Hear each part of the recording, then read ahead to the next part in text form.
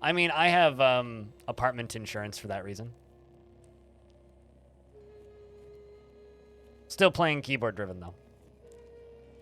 Also, F's to everybody who invested. I'm sorry. Big sorry. So I've got no idea how long this run's gonna last, but because a lot of new stuff has been added to the kind of early game, we're gonna start in Yappa, I think, and go that route. I am going to do just classic. We're not going to do role play or wander or anything, because like the last time we played played wander, which was most creatures begin neutral to you, no killing, no XP for killing, more XP for discoveries and performing the water ritual and checkpointing at settlements. Right? That's or I want to yeah, that's the way we played last time.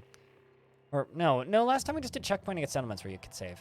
Another thing that I kind of want to do is I want to get into doing these weeklies, but I think we're just going to play classic. Permadeath. Let's just do a new blank character. Mutated human. This is the fun question. Is who do I want to be? You have to use a cane now? My sister-in-law uses a cane, which is kind of funny because it's a very good way to get a free seat on the bus. You get on the bus and just walk around and stand looking weak on a cane, and then people give you a seat. We keep on joking that she needs a sword for it. What do I want to play as? Kind of thinking just go Marauder. Just go like multi-arm, multi-axe Marauder with charge and dismember and butchery. That's always a fun route to go.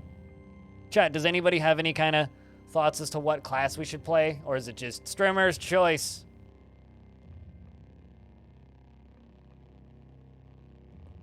Because if it's just Strimmer's choice, then probably Marauder. People should give me a seat? The thing about me is my eyes aren't exactly obvious. So until I get a white cane, which I've just kind of never done, whichever one tastes the best. Okay.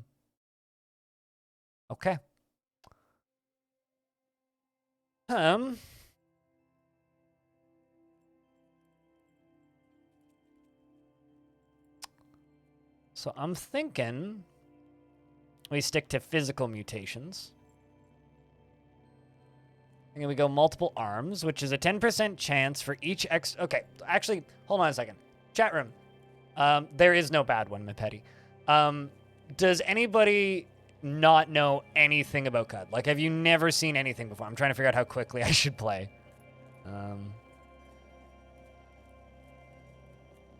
I love how this just breaks the text because I'm not playing on screen. I do not really like the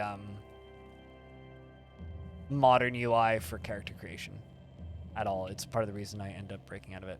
I think we're going to go Chimera, actually. You only manifest physical mutations.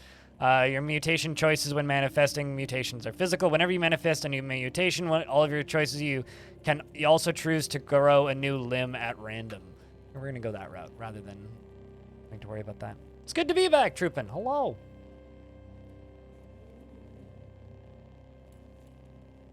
Very much curious? Hell yeah. Well, I'm initially going to be complaining a lot because I don't like the new UI, and I'm playing with the new UI. Because Caves of Cud, oh wait, there. Caves of Cud added in a mouse-friendly modern UI alongside of their classic roguelike UI. I kind of don't like it, but thinking that we go. Okay, how many points do I have left? Where's the points list? Got 7 points remaining. We got multiple arms already. We could go regen, because that's just like a real quick regeneration. I'm thinking maybe also heightened quickness. Yeah, that uses up all my points. So this is actually a pretty simple build. Multiple arms, we're marauders, so we're focused on axe usage, and we have regen, which basically just makes us regenerate a bunch of health really quickly, and heightened quickness, so we move faster.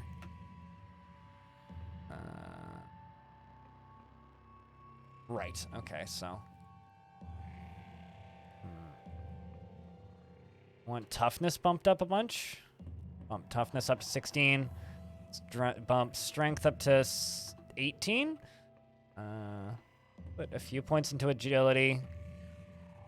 Ego determines your potency of your mental mutations and your ability to haggle with merchants and your ability to dominate wills of other living creatures.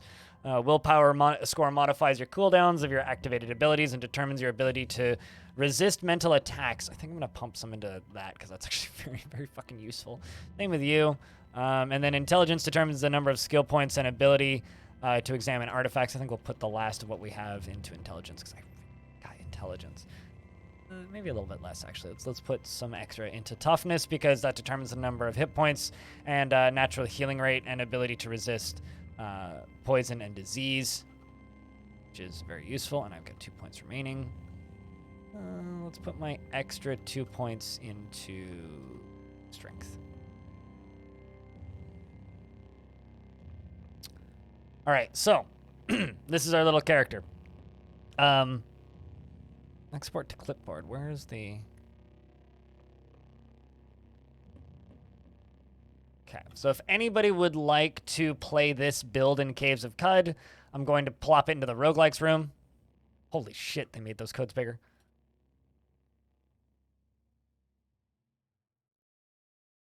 Like, seriously. They used to be, like, just a couple of characters, and now they're huge. All right, so this is the fun bit. We need a name. Unless I just go with random, which is an option, which is the default, but what name should we take? I need a Cud-sounding name.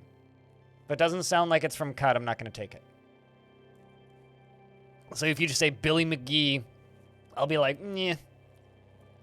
But if you give me something that sounds like it's from Cud, I'm in. But this can't be a Eurus the Tourist, I know that much.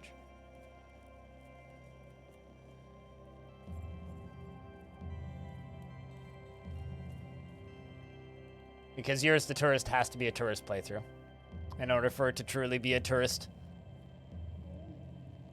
Well, I mean, we're not monkeykin. I don't have, like, fur, so why would I be named aha? I'm also not a crow person, so you can't call me ka-ka-ka-ka-ka-ka-ka. Ka. Honestly, crow culture people in this game are some of the best.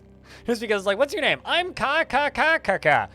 Hello, Ka. I'm going to speak to you now. Ka. Sure, but it has to be a Cud name that would fit like a human-like marauder. You can't be crow people, but you can be friends with crow people. Actually, you could probably project your mind into a crow or shapeshift into a crow, although I wouldn't recommend either of those things because crows tend to just explode. They're not very strong.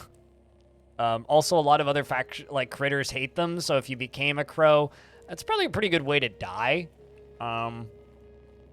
You can have wings and be friends with the crow people. That's about as close as you can get, I would say. Ruben is just being friends with crows and then also having crow-like features.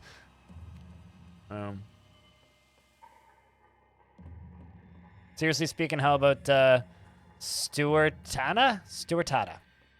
Sure.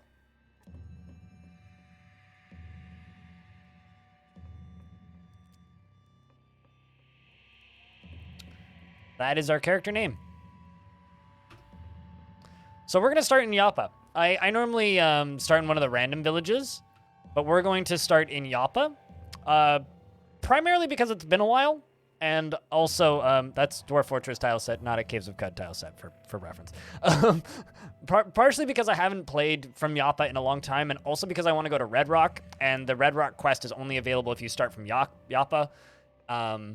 Also, I call it Yapa because I've heard one of the creators call it Yapa once, and ever since that, I'm just like, well, probably should just start at Yapa, or call it Yapa. So we're gonna start at Yapa. So now World Gen takes place. Move my sub count again. Need to find a place where it'll fit. And we embark for the Caves of Cud. What is the nature of this thing we bludgeoned? Or the act itself?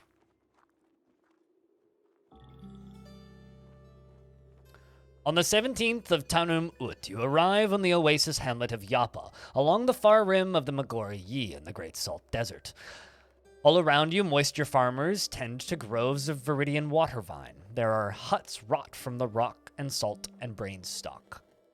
On the horizon, Cud's jungles strangle chrome steeples and rusted archways to the earth. Further and beyond, the fabled spindle rises above the fray and pierces the cloud-ribboned sky. Welcome to Cud! And once again, I have to move my sub count. I don't think it's blocking anything now. So this is Cud. Oh, I see. I'm like, why is nothing working? I didn't have the window selected. So I think I can move this around. Yeah, I can. Can I like, oh, neat. I'm wondering if it like, that's kind of neat. I do like that. I can move this around. I think I can also shrink it. Oh, I see. I can change the color of the background. Let's see. Okay.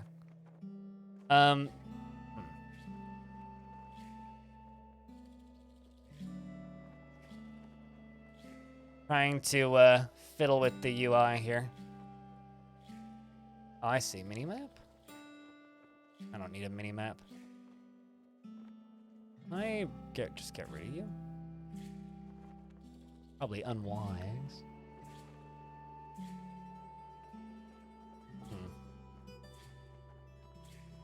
I'm just seeing what all these buttons do. I'm assuming, yeah, I can still just control it entirely from keyboard. Can make camp, butcher corpses. Be shift 7. Abilities thing, charge dismember, sprint is off. All right. Let's talk to some people. The talk button. Looked at it a few times though. It's got a bit of a learning. You know, honestly, it's funny when I talk to people about this game, Henning, because I genuinely feel that Cud has a harder learning curve than Dwarf Fortress. And not because like Dwarf Fortress is like impossibly difficult or anything. The reason I think that Cud is such a hard game to learn is because it's got its own language practically. Like this game refers to things in ways that is really hard for a normal person to like wrap their brain around.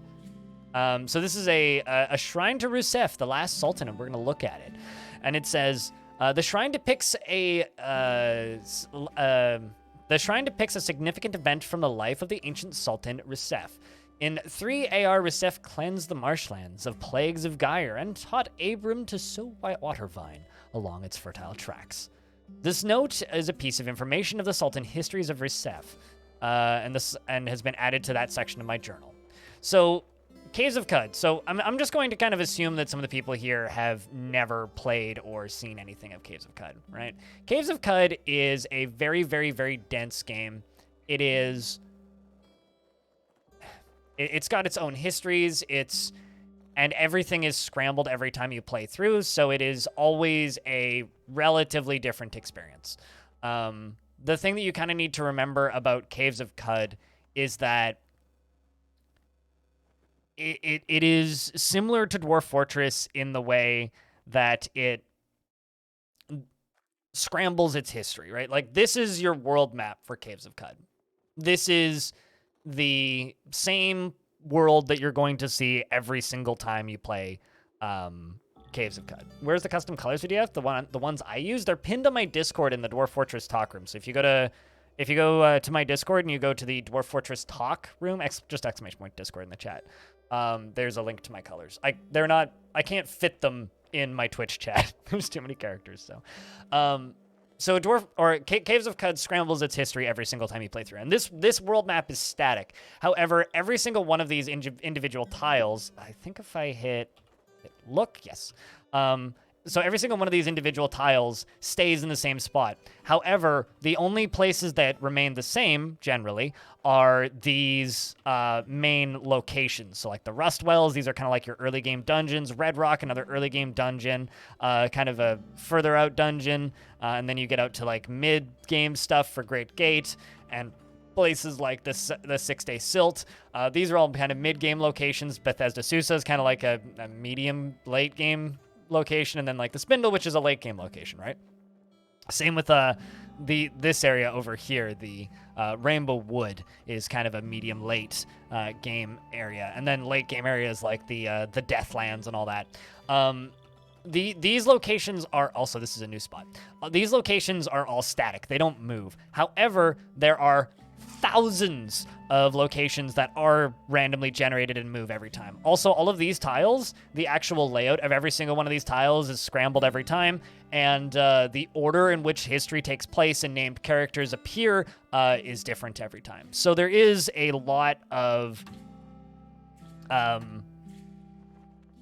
there is a lot of generation going on, and world scrambling going on, and a lot of different things that you will run into every time. So there's a ton of variety. One of the things that you will be learning and discovering as you play through are these shrines to various sultans and gods and famous characters from the world's history. However, with the exception of only a few of the sultans, their histories and names and stories are randomly generated as well, so you get different characters each time. Essentially, that you get to learn about and discover, sort of like the gods in Dwarf Fortress, which I'm a big fan of. So we're gonna kind of explore this pre-designed town and talk to some people and get to know the village a little bit. But first, we got to chase down everybody's favorite pet, Kitty, and I pet him, and he meows, and I start to glow. So for those of you who don't know, this is one of the first characters you run into. The star-ribboned knight, a ray cat, crossed the marshy loam and wandered into Yappa. The watervine farmers, waked by the joyful cries of the small girl, gathered around to revel at the favorable omen and Axotol, the generosity of the beetle moon. Since then, Cestiphus has spent his days curled under the shade of the brainstalk huts, sauntering over the dirt paths. As long as he's approached with care, he welcomes the hands of friends and strangers alike. So, that is the first character that we meet. Something else that I would like to point out about this game is this game has a lot of factions. A lot of the reputation of these factions changes depending on your build. One of my greatest achievements ever is I made cats neutral. I got cats to 0. Because by default, cats dislike you, but docile ones won't attack you. Cats won't usually let you pet them, and you aren't welcome in their holy places. Cats are interested in trading secrets about locations of all settlements, and they're also interested in hearing gossip that's about them. Of course, you have to figure out how to speak with a cat first. Hey, Diamond, what's up? Good to see you, man. Did you see the video I put up this morning? So, yeah. Am I going to right now? Well, I mean, it features your screenshots. So there's a few characters we need to talk to in this zone. There's also there's a hotkey, and I can't remember what it was. There is a hotkey in this game that is list of people, like, of interest in each town. And I can't remember what it is.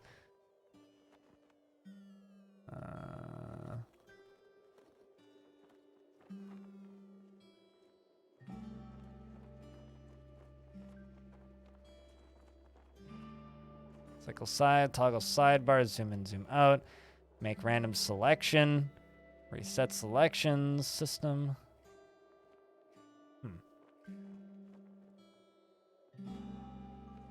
Interact nearby, look, get, talk. C is talk, interesting. I always just went space and would select it. Wait until morning, rest until healed.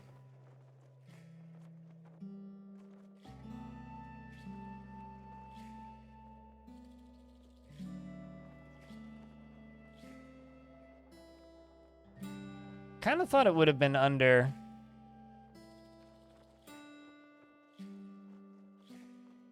under status, but I guess not. Move to point of interest. Hold up. Yeah, that's what I'm talking about. Backspace. I mean, we want to be welcomed in the cat's holy places. That's the desired end goal, is to be welcome in the cat's holy places. Because like playing any other roguelike, one of the first things you need to do is like remind yourself how to play it. So here, there is a clay oven, and it includes a meal, and we are going to eat a fresh apple mats. We eat the meal. We start to metabolize the meal, gaining the following effect for the rest of the day. Plus 13 to natural healing rate, and you thirst at half rate. And let's speak with Elder Iridad. Live and drink, Wayfarer. Welcome to the Oasis of Yapa. Here you will find shade and vettle along with other provisions to help you better scour the rust caves for treasure. Above all else, you may drink the fresh water to quench your thirst. Another thing about this is I think it has controller support, and also you can play it entirely mouse-driven if you want. I just think mouses are for chumps, so I use a keyboard. Naturally. What can you tell me about Yapa? Yapa is the oasis hamlet, nestled between the eastern reaches of the Great Salt Pans and the jungle of Cud. We are a community of watervine farmers, and these groves lie along some of the few tracts of land tame enough to grow watervine.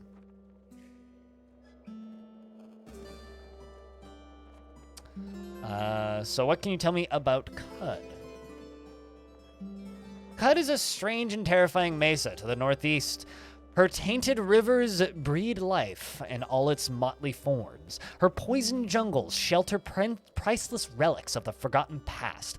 But that is just half of it. Cud's most precious treasures and her most hideous children lie within the innumerable chrome caverns beneath the scarlet loam. To ply those silver hollows, a spry adventurer's dream.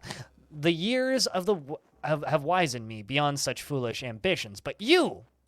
be not deterred so. Is there work around here? Moisture farmers are having trouble with cave vermin. Speak with Mahmet by the watervine patch. You can chat with Ol Argvai in the southeast corner of the village, and he's always looking for some poor fool to help with his contraptions. My thanks, Elder. Live and drink.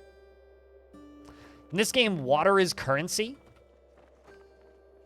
The glow dims until extinguished. In this game, water is currency. There's a crazed zealot in the corner preaching the words of their god. Cast down your artifacts. You are not worthy of their make. You know, let's actually pop this back. Let's pop this back up here. Go down this side. I'm trying to find a good spot for this text box because I'm not used to this UI.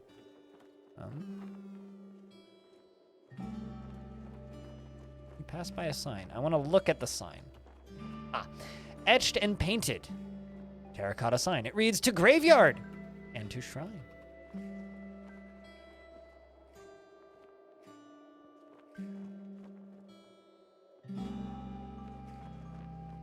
Trying to figure out how to make this thing teleport to each side.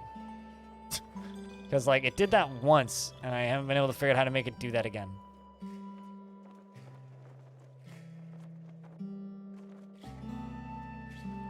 I mean, I guess I'll just put you over there.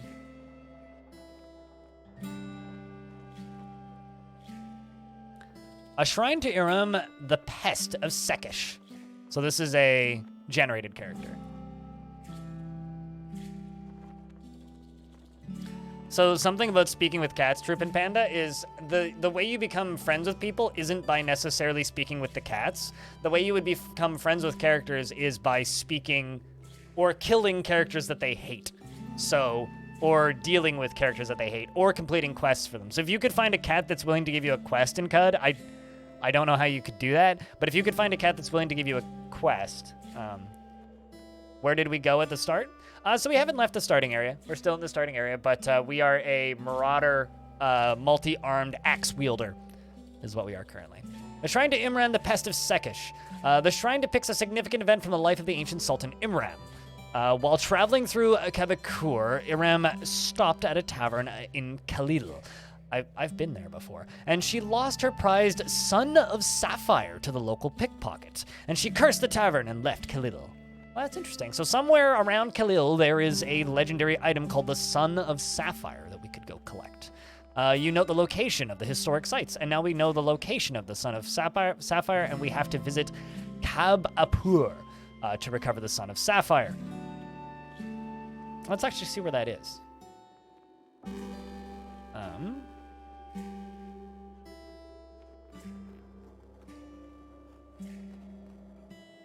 It's actually real close by.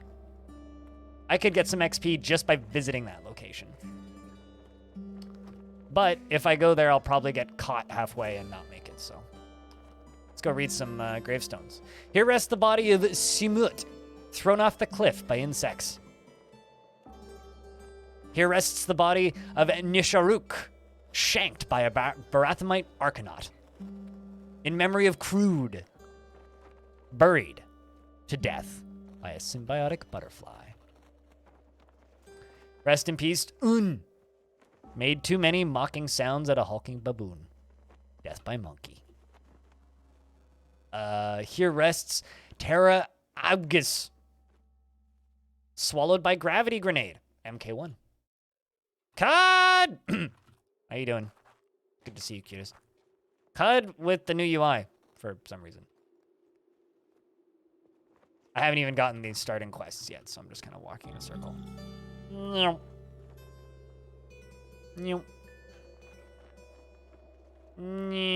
Okay, let's go back up. We've also started at Yappa because a lot of the changes from the last patch were early game stuff, so. I'm kind of annoyed by this.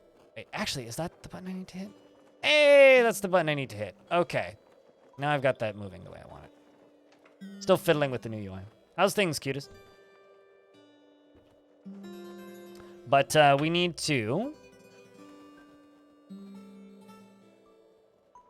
go speak with this person of interest. Argvi. Live and drink, friend. May you find shade in Joppa. Or Yappa, rather. What can you tell me about Yappa? I would be wise to speak with the elder. Look for his hut in the north. I am in search of work. Some critters are eating our water vine. Farouk claims he saw one slinking around the vine patch. Ugly little thing. He says pale white and 8 legs and an ear-splitting whine. I noticed a bit of red dirt in the water vine pool, and the same we find in the soil in the nearby cave to the north we call Red Rock. Travel to Red Rock and kill as many of those critters you can and bring back the corpse of one. Elder Iridad will reward your efforts. So we have to kill giant spiders and bring back the corpse of one. Your parents have shitty internet? Oh no! I hope you appreciated the shout out. That's kind of the best I could do, Diamond. How long are you with your parents? Or at your parents, I guess. Cutest. I will do as you ask. Right? What's eating the water vine is our first quest. We can also speak with Argvi. It's also really easy to steal stuff from this town. Mumbling. Tensile strength of the Reblon, but lacking in dino elasticity. Retro threading the M-band would probably... Oh, I didn't notice you were there. That's because I was ignoring you. Mumbling continues, and then noting a trace seal of some bionic lines so that... So I can sit there in silence, or we can ask him to trade. A week? That's not so long. And then do you head back? Because, like, you're, like, air quotes, done with school, are you, like, just job hunting now, or... What's that mean going forward? Clears throats loudly. Unexpected deviations from the clack constant. Must you disturb me? What are you, some sort of treasure hunter? At the very least, make yourself useful and bring me a knick-knack from one of the caves. I may reward you. Where can I find such a cave? There are caves everywhere, you dolt. This is Cud. Try the Rust Wells, just east of here. I will return with your knick-knack. We'll accept the quest. We're probably going to head to the Rust Wells first after I run around outside. Is there anything else I need to... Actually, let's go to the merchants.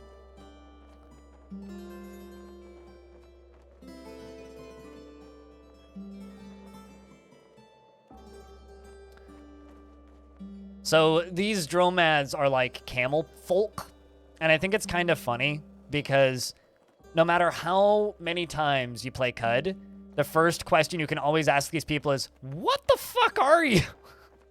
What are you? It's like, what kind of creature are you? All right, let's trade with you. What do you have? I don't really have anything to trade, unfortunately.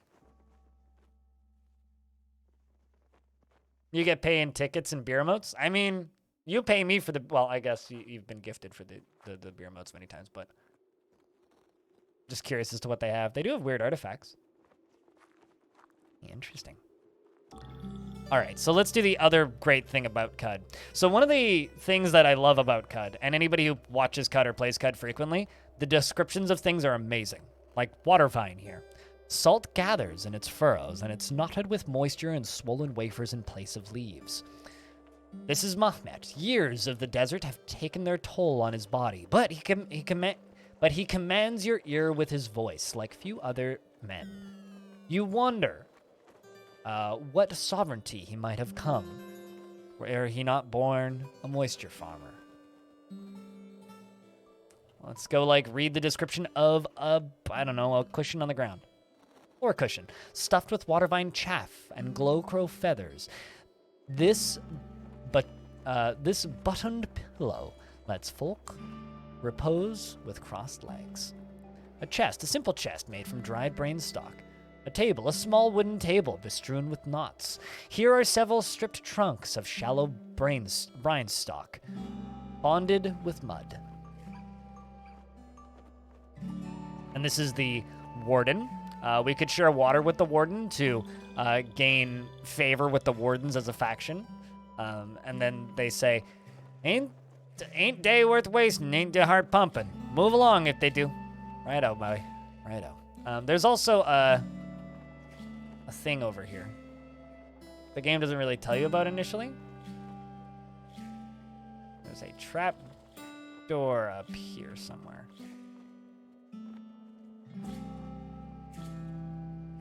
I think.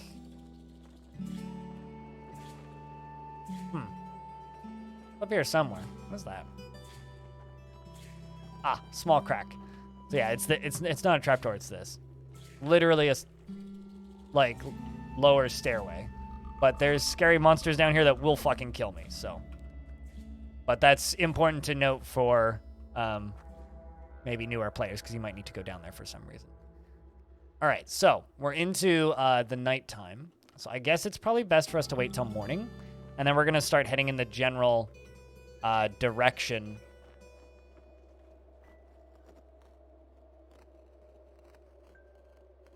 of the Rust Wells. No, I'm not going down that crack. There's things down there that'll kill me. Granted, there's things everywhere that will kill me. Speaking of things that will kill me, there's a giant amoeba right here. A mass of quivering gelatinous slime. You barely perceive the outline of something inside. I don't think I can actually dismember it, but I'm going to try. Okay, we were able to dismember it. And it took 1 damage, and it is now oozing. It's injured, but so are we.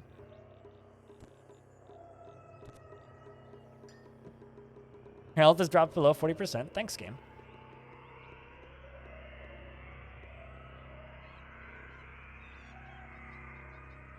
It's weird that...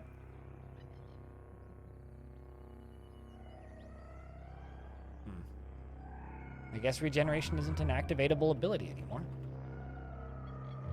So, early game CUD. Fight a thing, leave the map, fight another thing.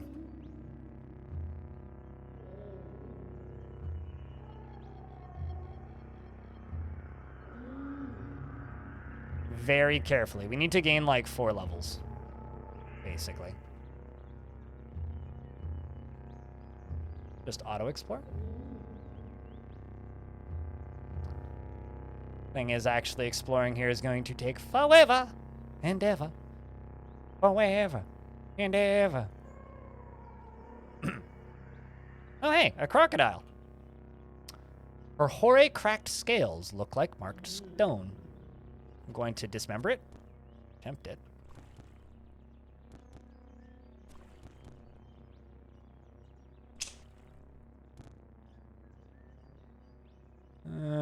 Your wet furs were cracked. Really? My armor is now less efficient.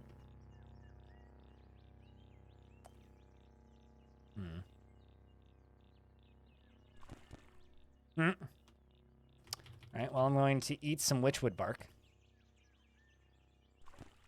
which heals me. Got a crit in and killed the crocodile. Witchwood bark is kind of a thing that heals me. Should probably just beat up some fish.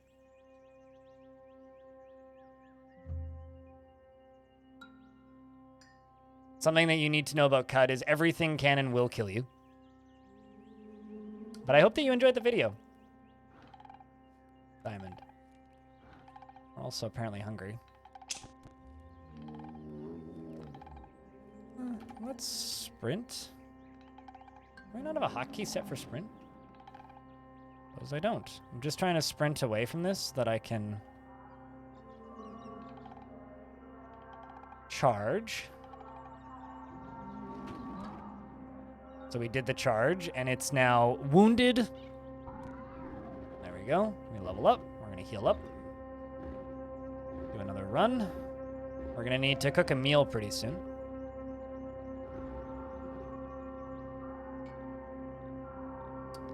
The audio in Cud is so fucking dense, and I love it. Like listening to a wall of audio. All right, well. Make a camp real quick and whip up a meal. You gather whatever you can find for your meal. A severed mung bean, a blade of grass, and a pinch of obtained ordinated salt. Ordained salt. I don't know what a salt needs to do to get ordained, but... And we toss them in a pot and stir. Also, as always, anything that you can do to keep the chat moving in a game like this is very much helpful. We're going to wait until morning. So we don't need to worry about collecting food. Food is something that we will just acquire. Can I charge you from here? Okay, let's sprint away. Charge back. Dismember. The crocodile's taking a bunch of damage as well as being dismembered. I don't actually know what I cut off of it, but the croc dies and we gain 75 XP. We're about to level up, which is good.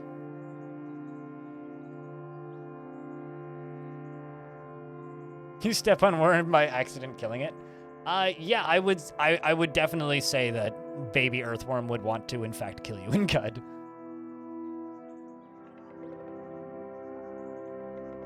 There are, like, very large earthworms that will kill you in Cud, too, and they are terrifying. Okay, so I don't actually need to kill these fish. They are not hostile, but I'm going to kill them because they're easy to kill.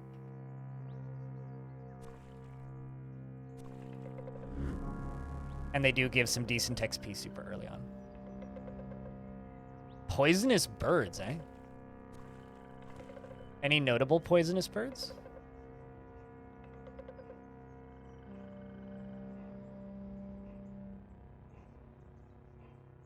Also, another thing that I will... Uh-oh. There's a giant amoeba, and it refuses to speak with me. We have gained raw crocodile meat from this, which is something that I can cook to make fancier foods. We got the critical hit in on you.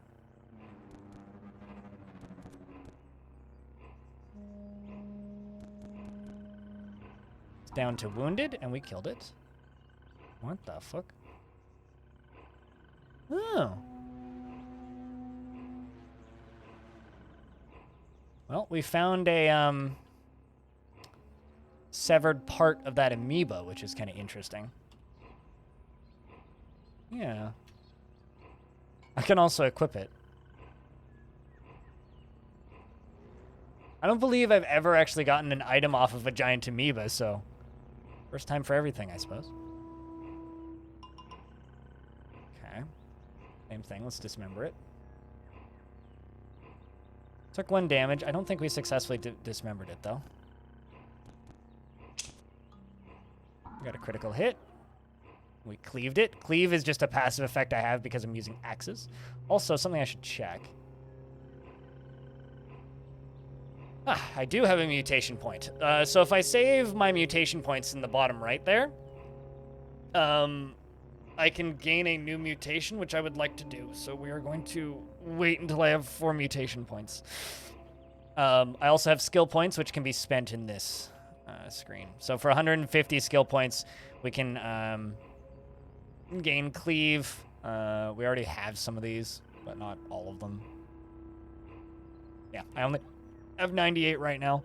Of course, we could go into like the cooking and gathering section. I could also throw some stuff into here. We could also get some of the Wayfarer's lore. This stuff basically just lets you travel on the overworld map without getting lost fucking immediately, which is actually very helpful. So I think I'm actually gonna put some points into here because this is usually what I go for first. Let's grab marshes, which is where we are right now. What? Oh, I see. I don't have 100 to unlock Wayfaring. Duh. Okay. It's been a while. Basically, I need to level up again. Pitoa is the first documented poisonous birds that are endemic to New Guinea. First, due to the toxicity of these birds, Papua New Guinea is the choice. Rubbish birds, do not eat them. That's not very nice. They're not rubbish just because you can't eat them. Wait, so do they poison people? Or... Also, this is interesting. Okay. So, I've come down these stairs, and there's a bunch of neutral things around me. There's a crocodile over there in the corner, and some illuminated fish, as well as a legendary critter. The legendary albino ape, who's disliked by the Fellowship of Wardens for torching one of their villagers, hated by the villagers of Allah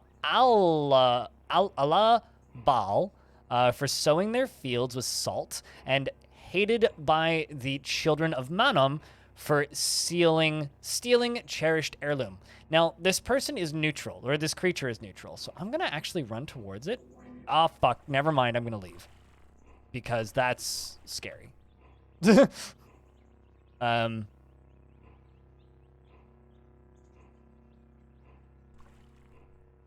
There's a creature down there that can 3-shot me. I was like, man, I can run over to you and, like, do a water ritual with you and then, like, be friends with monkeys, but nope. Not if there's people portaling in out of other dimensions. That's a no bueno.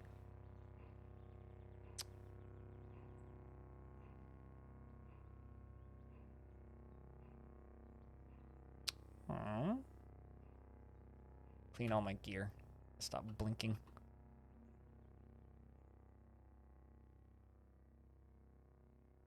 Poisonous bird grenade. Yeah, throw burbot thing and then actually hold up. Another stairway up here.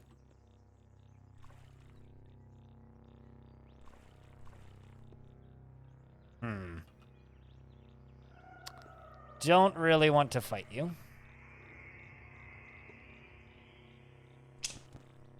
See how much damage it does to me. Cleave through my armor. Well, I mean, my furs were already cracked. It is injured. If I... Oh, I can't sprint while waiting. Well, that makes sense. Just want to get a few tiles away so that I can... Man. Cool down.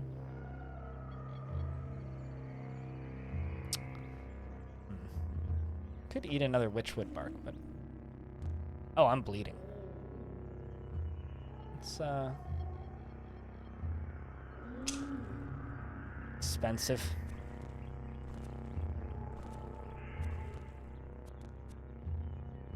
Still injured. It's not wounded, it's just injured.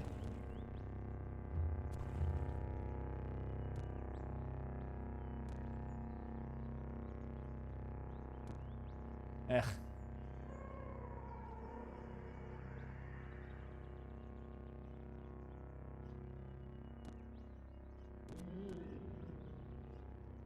Nine turns before I can use Dismember again. Now wounded. At least this will give me a bunch of XP. Assuming I can kill it. Yep, we died. So, that is Caves of Cud. So I'm going to do what I usually do with Caves of Cud, where if I die like this, no harm done, I'm going to do the exact same start that we just did. Where's the option to do that? Spitalier!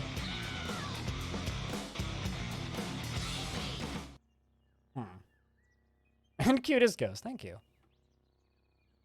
Oh, interesting. I've still got those save files from Years to Tourist. Classic.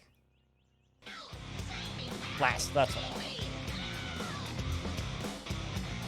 Same name, same everything. Add Animal 104 for my sub gift. And we're going to do the same location start. But thank you very much for the 33 months Spitalier and the 22 months cutest.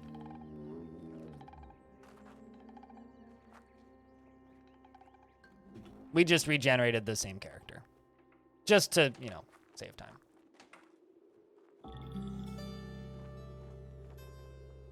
Because I can recomplete everything that we just did really quickly.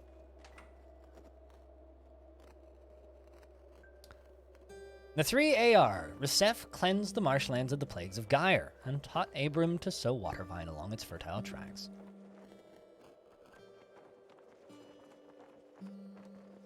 The thing is, like, late game... Oh, shit, this is kind of cool. Late game Caves of Cud, the power kind of flips at a point. Also, if anybody else has 100 bits, a Prime sub or a resub that they haven't popped yet, you might want to do that now. If you recently resubbed with Prime, refresh the stream to get your notification. Because you could just hype train that. Raz, thank you very much for resubbing for a 27th month. Welcome back. Hope work's been treating you well. Painted on this item is a scene from the life of the ancient Sultan Resef. In 1 AR, Resef closed the gates to the Tomb of the Eaters and abducted the throne. And dissolved the Sultanate in order to lift the curse of Gyre.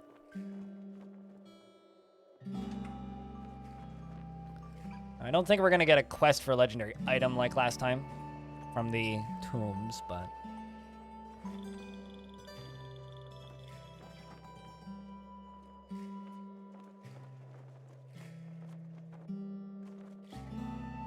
Locations are already different. Oh, there is. While traveling through Tesh, Polymeter II stopped at the tavern in Shagwar Dune. There he lost Altamaruka in a foolhardily bet, and he cursed the tavern and left the Shagwar Dune. I probably could have actually beaten that fight if my charge had been off cooldown. But it wasn't off cooldown, so... In loving memory of Yurumit, injected 1 eater's nectar too many. Here rests the body of Makat, died of natural causes. Weird. Here rests the body of Kashrun, died of natural causes.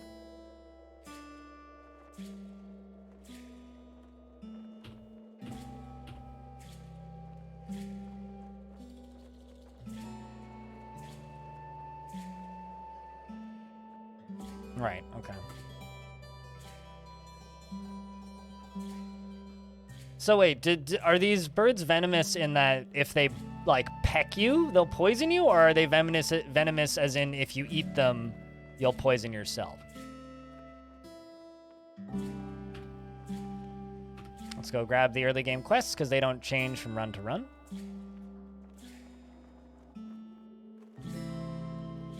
Where can I find such a cave? Accept quest. I don't think the Elder actually has anything. Hey, Absolute. Far too many deaths of natural causes in Cud? It depends on your definition of natural causes, I assume. I mean, if getting beaten to death is a natural cause, then obviously. Fired by trolls, disliked by insects. Kakaruka doesn't like you for tricking them into sharing their fresh water. What a fucking rude dolt. All right. And now we're back to where we were. Like, not much. We haven't really missed much. I just didn't read all the dialogue. So once again, 3 witchwood bark. I have some torches. I have some bear jerky. And there's a... Oh, yay, we got snap jaws this time. That'll be nice. Let's just dismember this crocodile. Not bad so far. Okay. You didn't see anything, chat.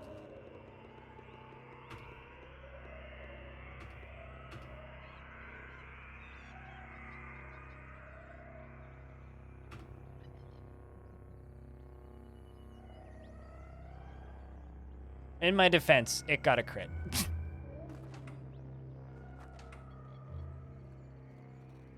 You need to wash your hands? I don't generally touch birds in general ever, so this seems to be beneficial to me.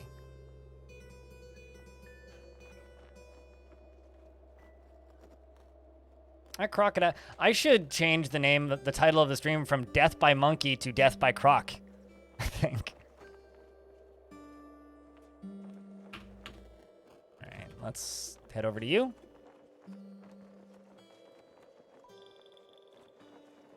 Hit the wrong button.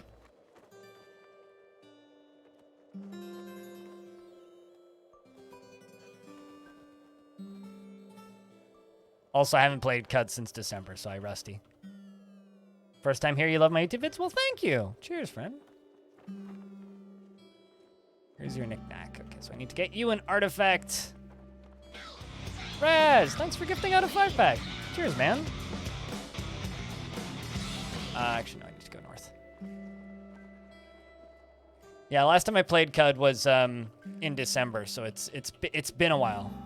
I guess that...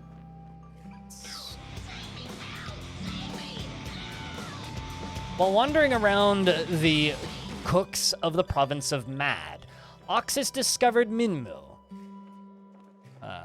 There she befriended water barons and recorded the events of the last year of her life. Interesting.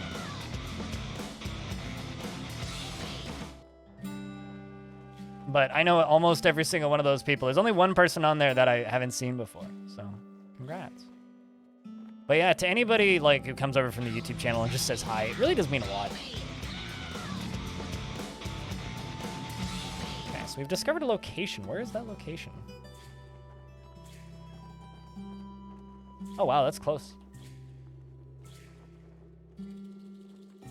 Cooked piled for their craft in isolation and moldered in the province of those ruins that lie under the labyrinths of shade. No, it's Mad. I wonder if that's a town. I'll have to head there.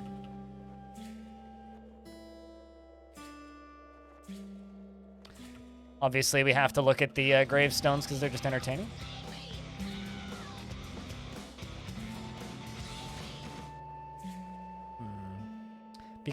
Nurmaget became obsessed across the Morgar Yi Volume 2nd and forgot to eat. You know, that is a death that I've done before. I needed to get somewhere and then I just died. Need coffee to wake up fully, excuse me. Do what you gotta do. Thanks for gifting a 5-pack, man. Here lies Yeshmur, mummified by trolls. What a way to go. Here lies the body of Kula, made too many mocking sounds at oo-ah-ah-ee-ah, the 4-ringed baboon. Thrown into a pool of acid by a woodspreeg. Fuck woodspreegs. Living memory of Hashrorum died of natural causes. Weird. Itep, gunned down by a mechanimist zealot. Why did he have a gun? Well, I guess because it was a mechanimist. That would make sense. Murdered by mysterious circumstances. All right. I didn't read all of them, but that's fine. Let's head back to it. I think I'm going to kill this fish. It's probably literally the best enemies to start off killing. because they are super easy to kill and they give a little bit of XP, 25 in the early game. They very quickly turn to just no XP, but they're like the only easy to kill early game enemy. Because they have 5 HP, I think. Means I can kill them in just a few hits. But even they can kill me without too much effort. Let's just head south and heal back that HP. The problem with that one right there, though, is it's considered to be a member of the town, so I kind of have to be careful. Hey, look, that fly is attacking. Let's see. Here, I'll help. Here, I will dismember you. I didn't penetrate their armor. Or they didn't penetrate my armor with their bite.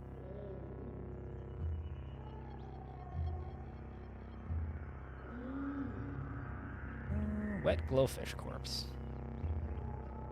Let's pick up that left stem, because they added a lot of new items to the game. Let's see. Fly, are you going to go attack something else? Nope, you just left. Okay.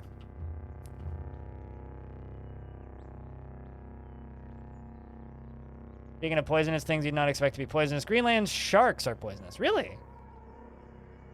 Eaten untreated. Note, untreated Iceland ferments the poisonous shark. So interesting. I mean, like, I've eaten poisonous fish before. I've eaten puffer fish, which is fish that you actually need to sign a waiver to eat. Oh, interesting. This is cool. You discover the organ market of Ick, the legendary gutsmonger. We need to go away from there real quick. I will peek around. There's a stairway there.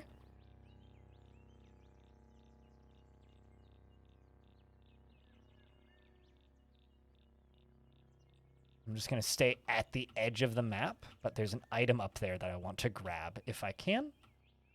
20 seconds to extend that hype train if anybody wants, but thank you very much for it regardless. Crocodile.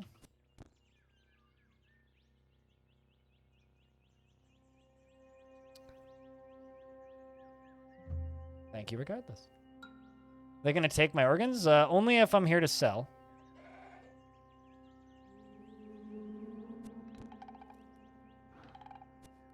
Which I am not. I'm gonna eat that witchwood bark. What? Oh, it confused me. Witchwood bark does that sometimes.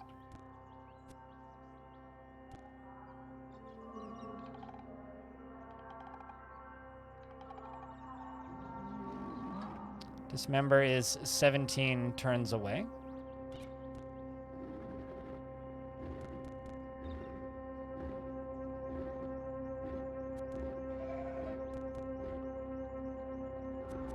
Crocodile's badly wounded, but we've gained a level. Yay!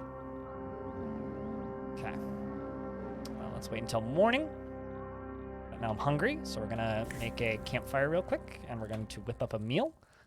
And whenever you find whatever you can for the meal, a sprinkle of a banded glowfish cheek, an uyir seed, and a sprinkle of adopted brineweed. You toss them into a pot and stir, and we eat the meal.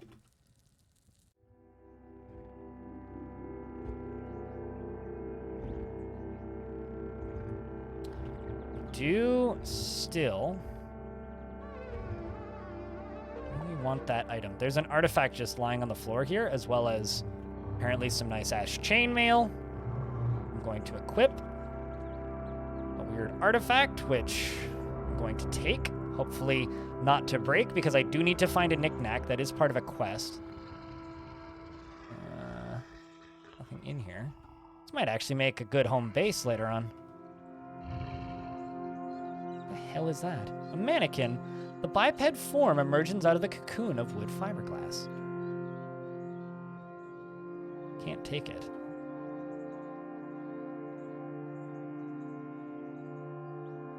This is like some actually really good early game stuff to find. Silver nugget, that's worth quite a bit of money. I figure is encumbrance on this. Okay, we can carry 300 pounds. We're only carrying 170 right now. And that's including 2 pieces of pretty fucking heavy armor.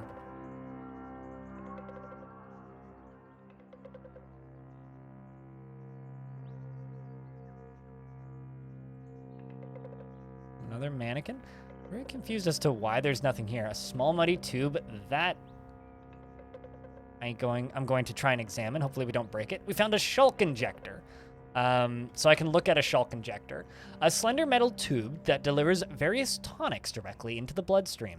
It lasts for 1,000 to 1,200 rounds. Your movement is increased by 25% and underground, but reduced by 20% in the daylight.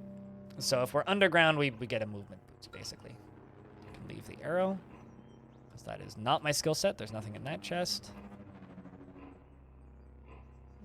This would make a... I'm starting to think we can just auto-explore this. We can also kill these fish. But yeah, no, I know, like, nothing about Greenland sharks. I feel like I've heard the name before, but... I would say that I know nothing about them, Stones. That's interesting to know that they're poisonous. Note to self, don't eat a raw Greenland shark. All right, so this is the location of a legendary creature, but because it's... we kind of lucked out and there's nothing above ground here, we can just fight these fish. And they will all give us a little bit of XP, which you can see rising. And they also do almost no damage to me because they really can't penetrate my armor now. Can also butcher their bodies.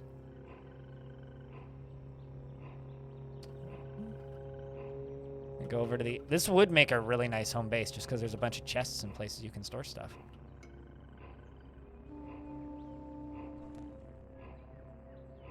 All right.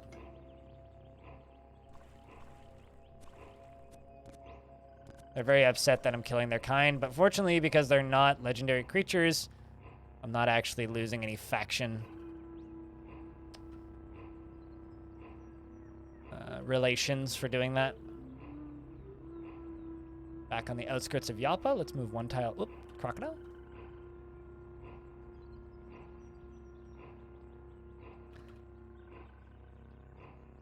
Let's do a charge. Oh, I know I can take that chest with me.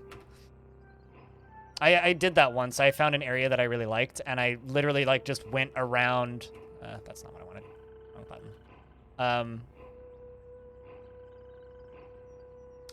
Apparently, I don't know how to hit hotkeys. There we go. Dismember. But yeah, I went around for like very long time in game, just traveling from place to place and collecting, by the end of it, quite a lot of chests. I had like dozens of them, and I just filled this little cave up with them.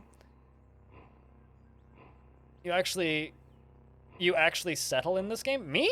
Yeah, I usually build... Usually what I end up doing is I usually end up killing like one of the... Or befriending one of the legendary craftsmen / dealers, like the gem cutter or somebody like that.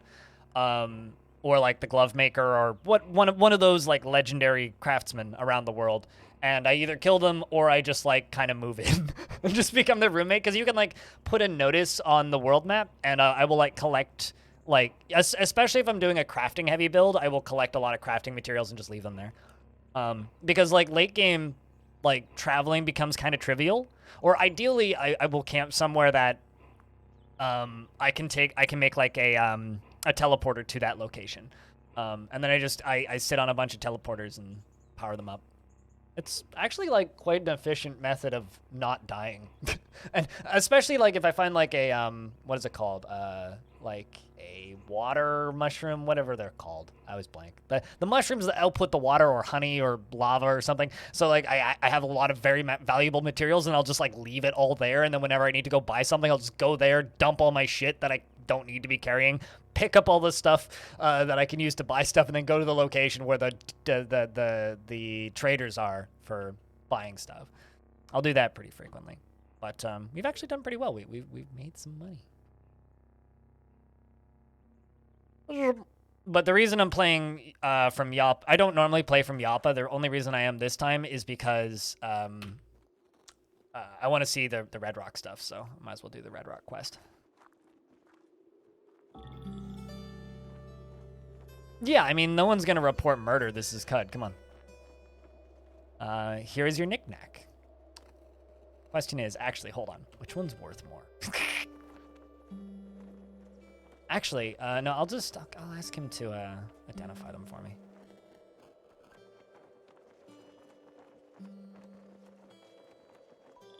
$20 drams of water? 20 drams of water? Fine. It's a freeze ray? I don't have 20 drams of water. Well, I gotta go trade. I could do it myself, but I'm very worried I'll break them.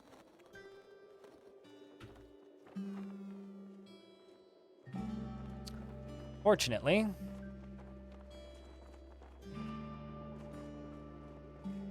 strange tubes.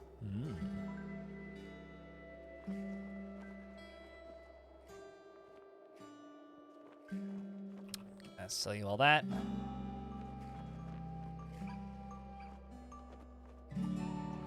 Could take the iron hand axe, then off-wield. Could take one of those.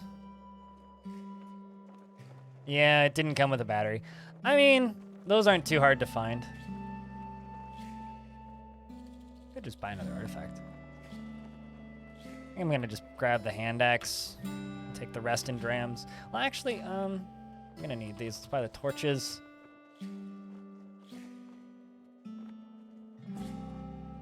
Right, complete. Perfect. Let's go back over to you and see what the other one is.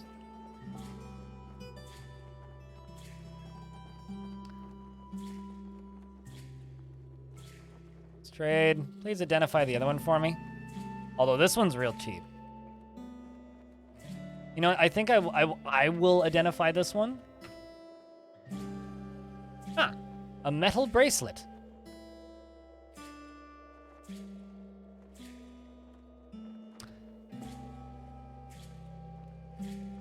We'll just give you the bracelet. I'm keeping the freezeway. You have finished a step in return to Argvi, the quest of Fetch the Knickknack. We gain 75 XP.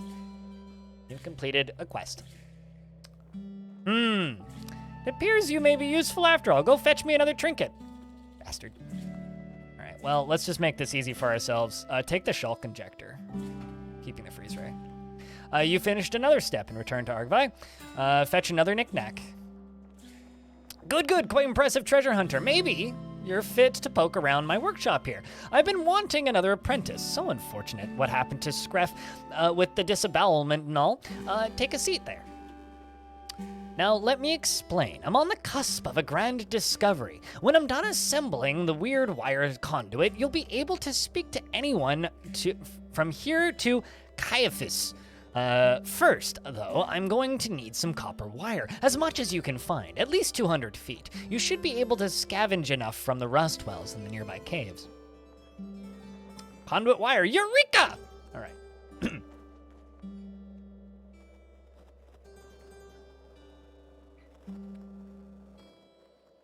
Get them. Greenland sharks are interesting in general. They're one of the longest living species on Earth. Apparently, they reach sexual maturity at 150. Fuck. That leads me to believe that we shouldn't fish them at all. Period. But that's cool.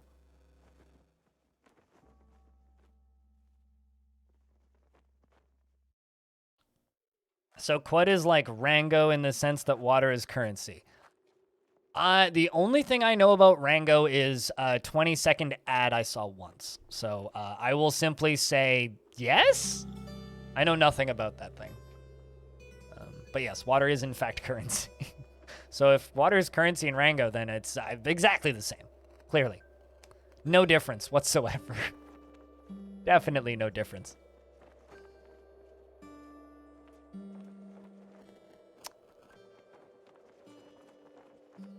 Alright, well, I mean... Also, apparently RimWorld for consoles officially has been announced. Cool.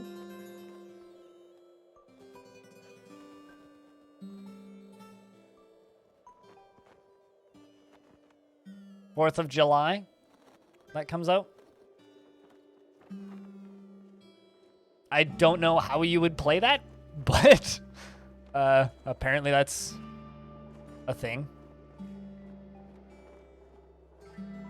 You know, honestly, the water currency in Caves of Cud reminds me a lot of Metro 2033 and bullets being currency. It's like, here's a vital resource. It's also currency. You know what I mean? 196. I just want to, like, grab cleave. Whenever you hit an opponent with an axe, there's a 75% chance to cleave their armor, giving them a -1 penalty to their AV. This can stack up a number of times. Yeah, that's super helpful. All right, the other thing that I'm going to do, we got 1 attribute point. Kinda just want to put that into toughness.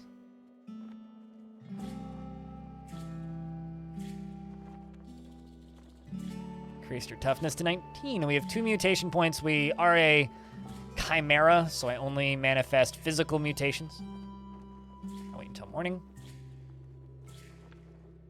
To go to the clay oven and we're gonna grab some food. Eat fresh apple mats, which gives us a 14% healing rate. All right, we've gained some water.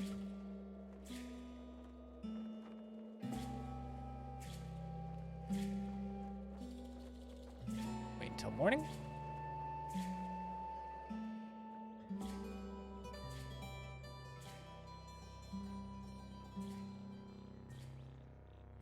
So we're already, oop, didn't even see you.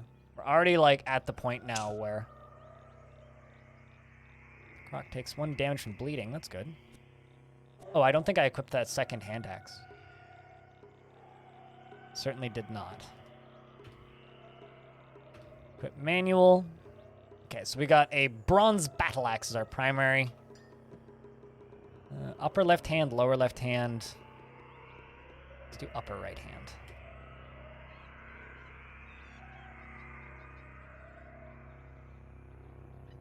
All right.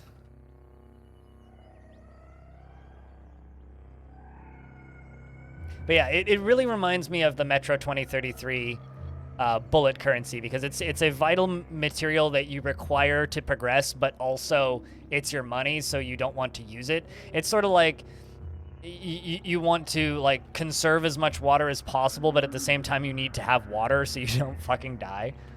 I love those kinds of mechanics in games. Man, I really wish I could charge you, but it's fine. Let's dismember. Also, if anybody has any questions about CUD, I have made it to the end of this game before, so I do know a decent amount. I'm not great at it, and I'm not going to pretend that I'm an expert, but not bad. All right. This is my first time playing with the new UI, though. I've been kind of a stalwart sticking to the old UI for forever. I think I still like the visuals of the old UI more, but... You don't get to choose to not drink, though? Untrue. There is one... There is ways to not drink. There is, in fact, ways to get around drinking. But generally, yes, you want to be drinking. Mushrooms. The zealot yells at you. An offering at the ancient well, pay homage to your fathers. Mechanical's Chromatic Verse. That's a fun book, actually. Not gonna buy it off of you. Ooh, hold up. Hold up, hold up, hold up.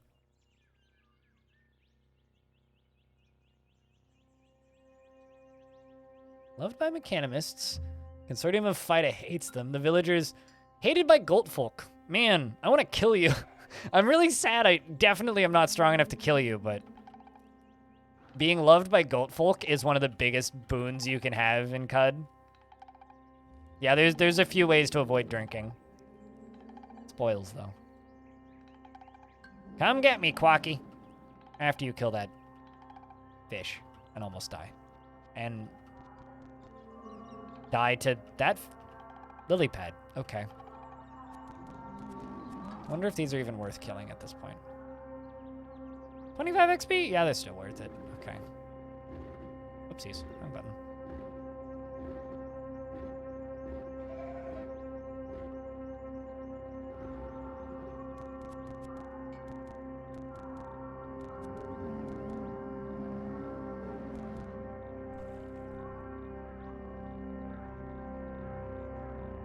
Come to me, fishy.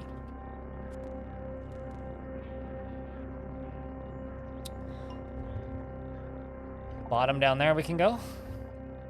Hi, HQMD. How's things, mate?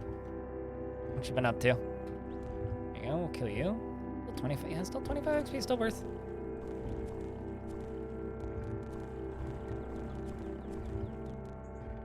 Man, I literally need 10 XP. Actually, don't know what effect that adds to meals.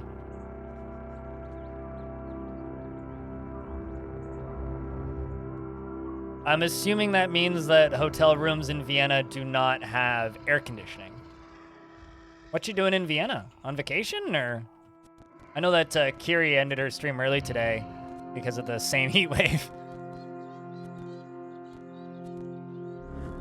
There we go, level 4. There's a fan. It's not very effective, though. Moving hot air is still hot air.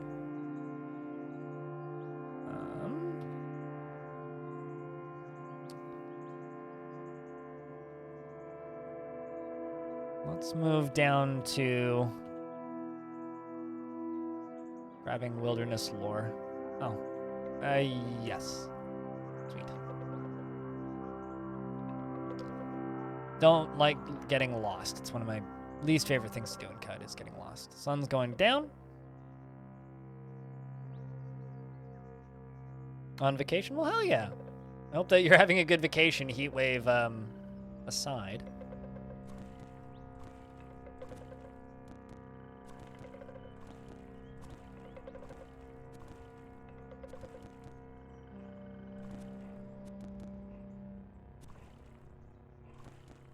Let's kill that. Fill up. Whip up a meal. Now wait until morning. Move this way. It's off to a spa resort in the mountains. That sounds better for a heat wave. If I had to guess, if I had to choose a location, I would rather be at a spa resort in the mountains than in a city that generally doesn't have air conditioning during a heat wave. So that does sound like an improvement, I gotta say. Don't go down the spooky stairs.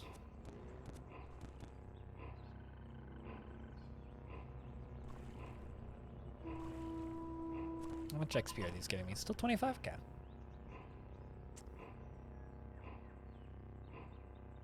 Like due to traveling or unrelated to vacation? Regardless, though, I hope it's been a good vacation, though. Is it possible to distill water in the Merc and be a millionaire? Not that I know of. I mean, when it comes to a lot of things like that, Raz, in CUD, maybe? I don't know if there's like a water tablets or something. The thing is, like, there are things in the game that just generate infinite water. That is clean.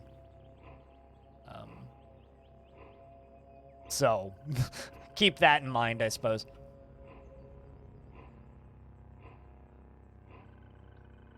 Let's see approximately where are we.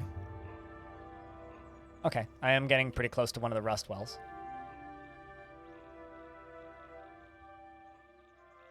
Also, we're in a town? That's interesting. Man, we're actually getting really lucky on this run. So I just stumbled upon a town, which is basically just like a free quest.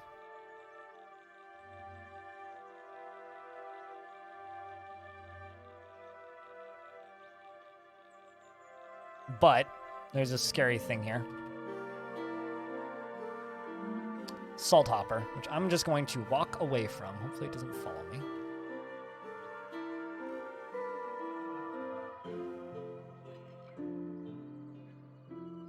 You know the locations of settlements in your turn. The village of Kimrod. I'm familiar with this place. Let's see who lives here. A dog, apparently, and a scary plant that wants to kill me.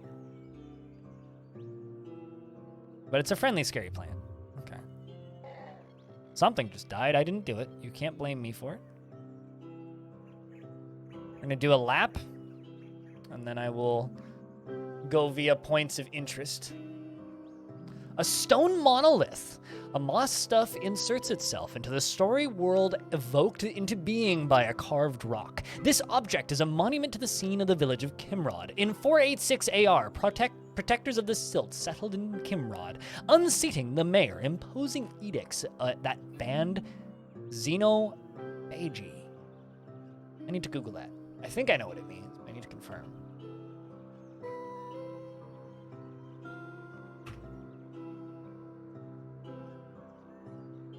Changes in establishment patterns of biological consumption.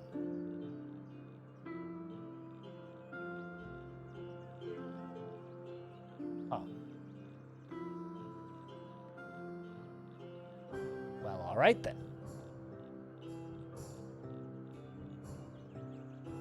There's another stone monolith. Sorrow to the protector of Silt and the colonists of the ghostly village of Kimrod. Let no scholar dwell here for all time. They don't like scholars. They don't like learned folk. 9 a.m. flights? Yeah, I'm very much I like flying red-eye. If I have to fly and I don't like flying, I like to fly red-eye. I want to fly at night. I don't want to fly during the day. What is this wall made out of? Oh, it's made of marble. How normal. How shockingly not strange. It's a town mostly inhabited by plants. Although some of them want to kill me. Well, that's good. But I can figure out... I haven't found any persons of interest yet. Nothing seems to live here. Well, that's weird.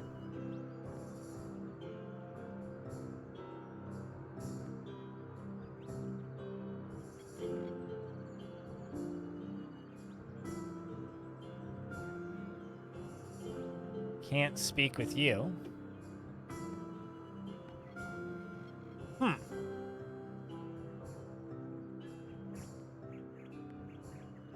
The fact, though, that this town is almost entirely inhabited by...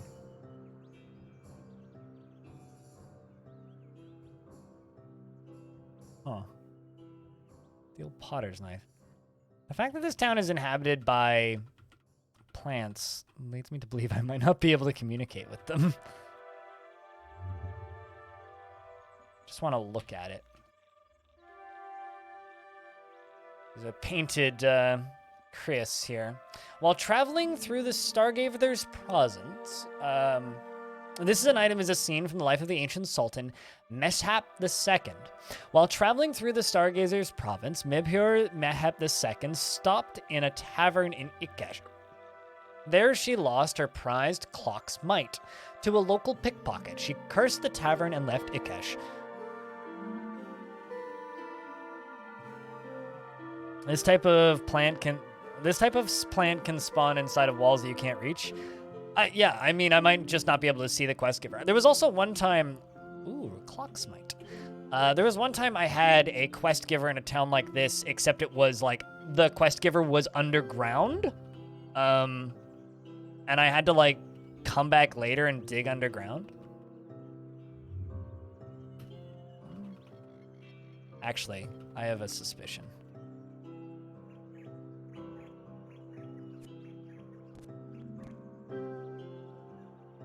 Interesting. There's a few I can kill. And it didn't aggro the rest of the town. Okay. See if that pissed them off. Nope, it didn't. I don't want to just kill them.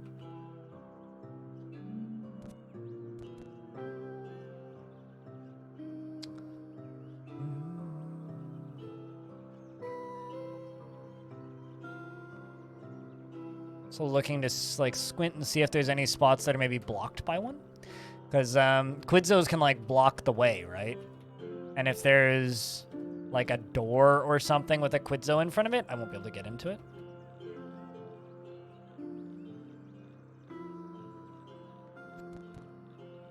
Nope, not that.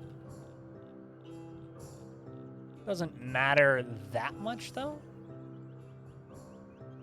I guess we just need burrowing claws. It's not too difficult to get burrowing claws, but...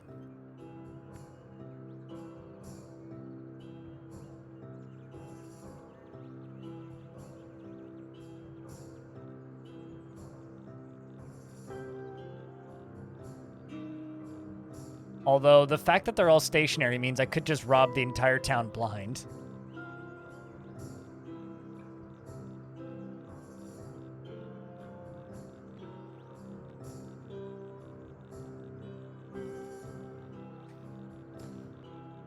Ugh. Just doing a big stretch. Body's sore, apparently. A smiling sun mask. It's a very fancy smiling sun mask. It smells faintly of ancient grapes. Sure.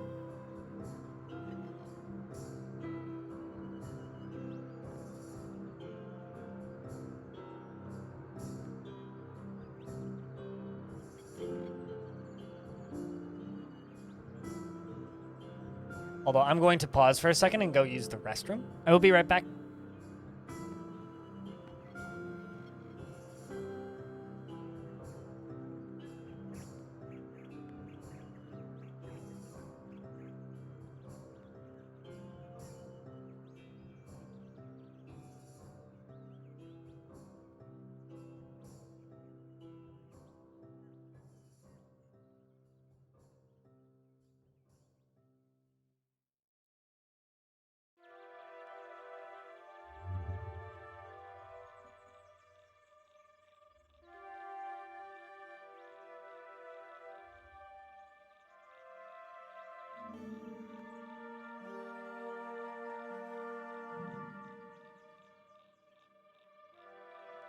But yeah, I super don't mind that I can't find the quest giver. It's just nice to know that there's a town here.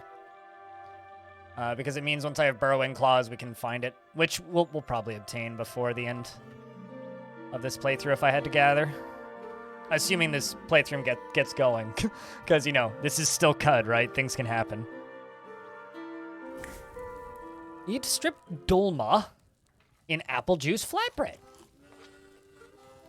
Whenever you use a salve or an Ubernostrum injector, you heal to full 15% of the time. That seems like a really bad benefit. Also, I think I know where the quest giver is. I think it's in here. Because, like, there's an open wall on this side. I could just, like, beat my way through the wall, but I might break my axe.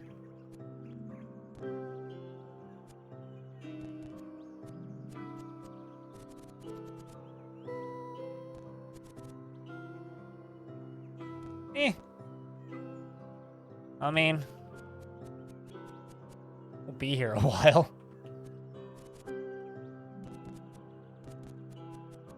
Watch this not be the right tile. It's a suspicion. Yeah, it's a terrible meal. Oh, sweet. It's lightly damaged. I should just go buy a pickaxe. Also, what the heck is... Stun rod. All right. Also with no cell. Motherfuck.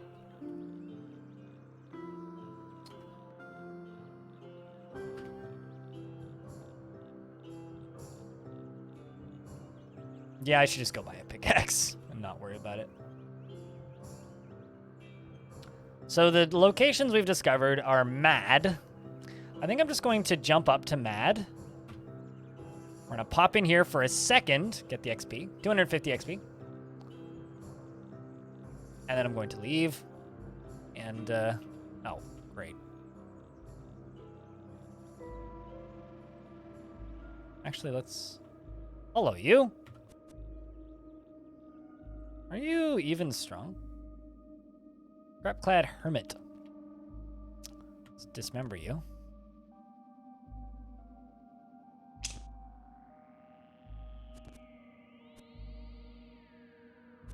Kind of sketchy. Wait, there's a lot of them. I'm gonna walk away from them.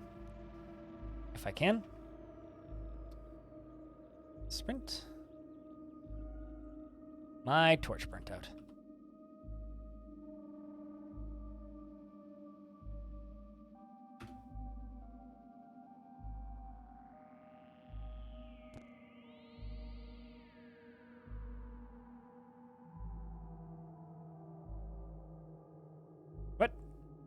You throwing a antifungal grenade at me.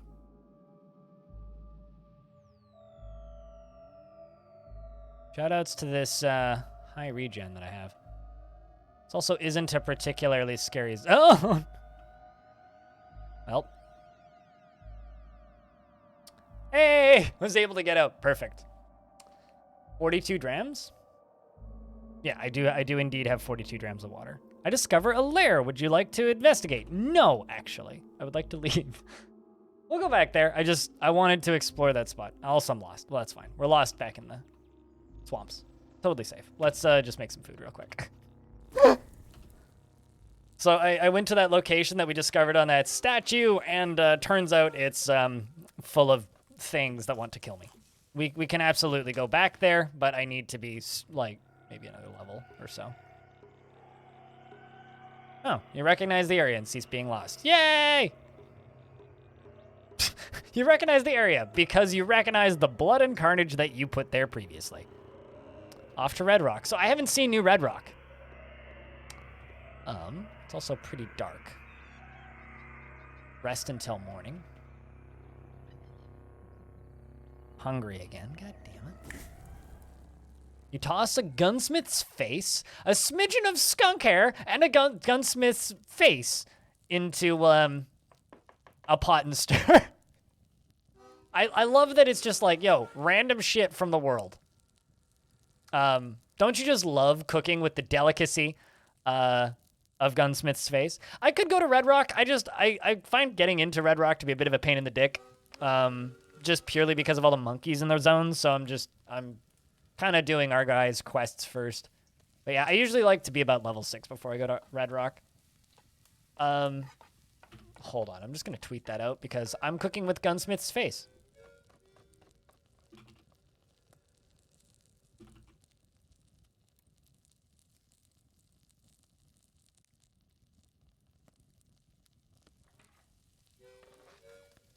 But yeah, I like to be a little bit over-leveled before I go into the first few quest zones.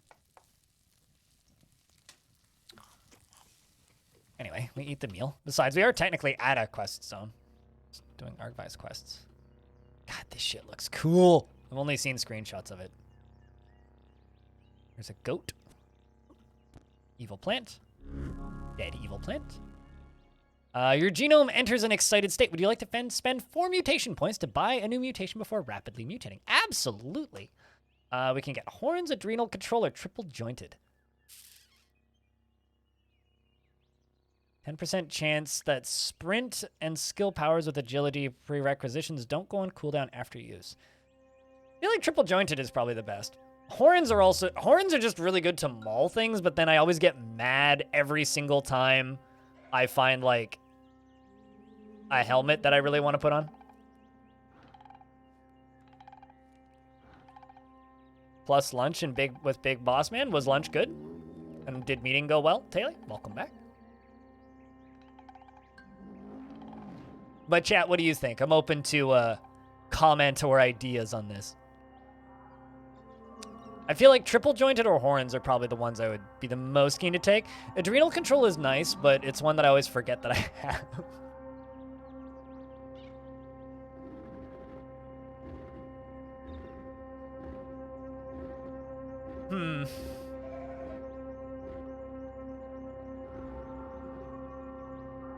Also, to grow a new body part. I think that grows me a new limb, and it doesn't actually debuff me in any way. Ain't even suitable for my build. I would argue horns are. Adrenal control, yeah. I mean, I do have quickness, heightened quickness, but I think we're going triple jointed.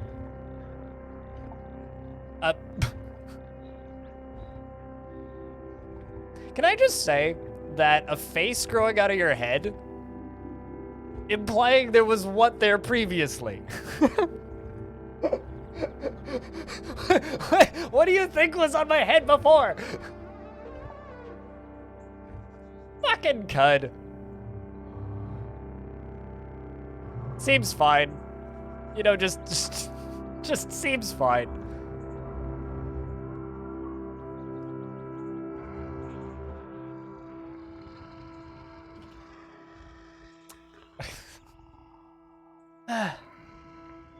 They buffed Horns? Yeah, but Horns got a pretty big buff.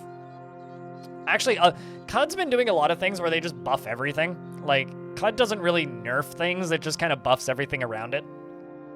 So to make crappier things more... Like, everything that, like, used to remove a wearable part, so, like, things that used to make it impossible to wear shoes, they all got buffs. Like, I think it's Thick Fur got a buff, Carapace got a buff, Horns got a buff, Wings got a buff. Is that a face on your head? I mean, the fact that you don't have a face on your head, I think is significantly scarier. Anyway, kind of thinking just regen. Just being like a regeneration monster. But multiple arms could also be useful. Go flap, flap, flap, flap, flap. Heightened quickness is also always helpful.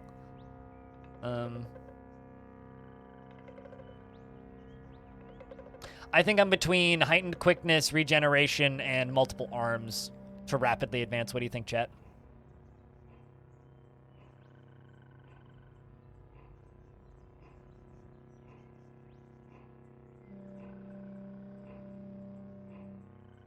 Any opinions?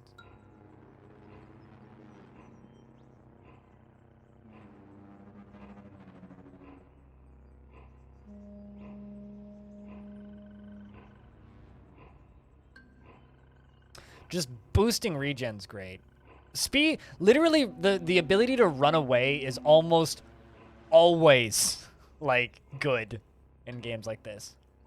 Multiple arms? Yeah, so I gain more arms. I think I'm going to go heightened quickness. So,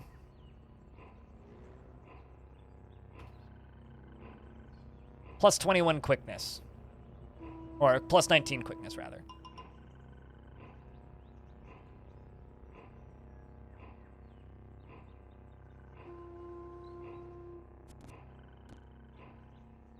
Will only give me 10 XP? God damn. What Quidzo stems?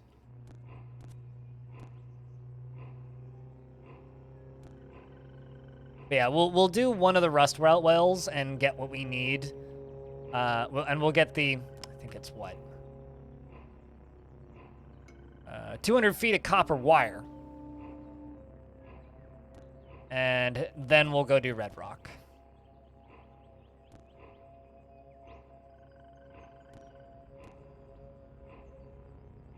Then maybe after Red Rock we could go do Mads, because those dudes are not that scary.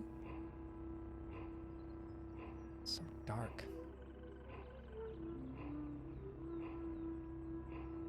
Sun's finally coming up.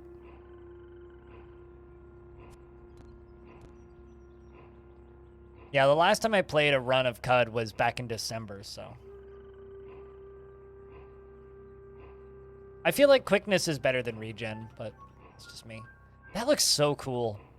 Like, this is the first time I've seen, like, multi-level zones in Cud, where you can see multiple levels in one sitting. Is there a hotkey to turn the UI off? Isn't it like V or something? No, it's C. No. Well, I mean, that's, I guess, talk. Probably exists. All right, let's move down. Kitty! Okay, so there's Kitty, but also a... Oopsies. But there's also a giant leech. I'm gonna fly forward and hit. It's only average. This massive dirt-cowled leech undulates towards the smell of blood. We're gonna dismember it, or try to. It's injured, and it's dead. That's what I'm talking about, 150 XP. The Ray Cat shies away from you. And it has nothing to trade. Well, sad.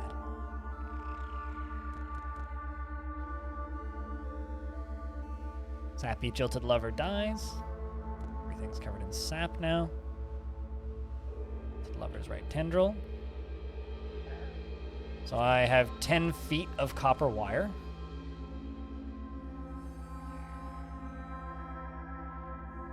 a bit challenging. You know, it's funny, right? People ask me about games that are difficult all the time. 2 Curbs. I genuinely believe that this game is one of the toughest learning curves I've ever tackled. And not because the game itself is hard, but purely because purely because it practically operates in its own language. But if you have questions, I can offer assistance. That's what's going on. Dogs fighting with other things. Seems kind of eldritch. I think that's selling it too short, but it has that kind of feel to it.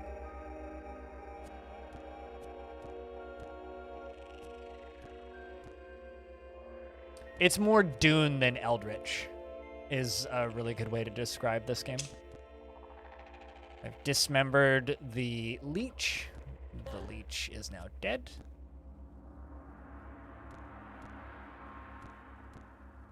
Actually, did I ever...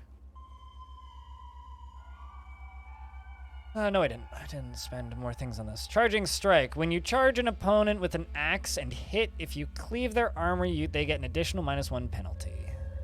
Could do that, but what I'm actually going to do is I'm going to grab marshes, wilderness lore, flower fields, and hills and mountains.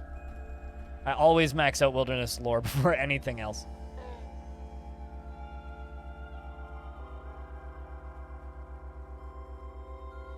You've never seen Cut in action. Well, now you get to. Thanks, Taylor, for sending your friend over.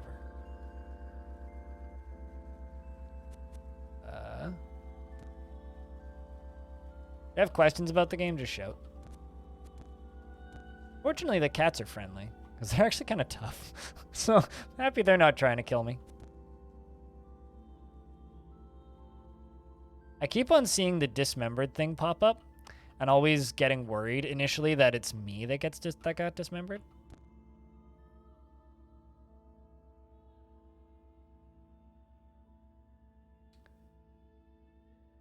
I couldn't tell exactly how to guess how strong opponents are before they kill you. So if you look at something, right now it says easy and hostile, right? It's basically color coordinated. If they're green, you can fight them. If they're yellow, you might not want to fight them. If they're red, run the fuck away. And also generally in Caves of Cut, if you don't recognize something, run away from it first. This is very much a game where if you see something that you don't recognize, run. Because odds are good it's going to kill you. Another thing that you can do is you can hit Alt, and anything that's red wants to kill you, and anything that isn't red doesn't want to kill you. It's either neutral or just so strong it doesn't care. There's Blossom. That's actually rare cooking material.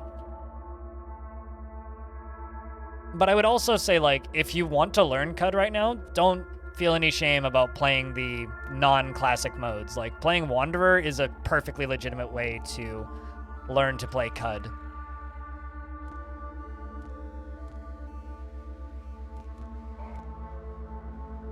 Just heal back up.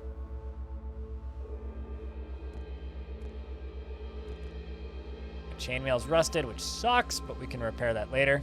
I really hate the rust wells because it makes all of your gear degrade.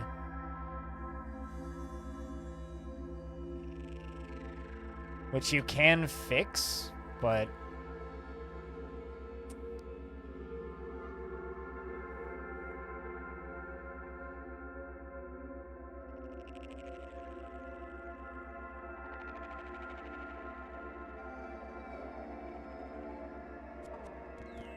with no way to back out? If you found what I think you're referring to, yes, you can back out of them. It takes a while.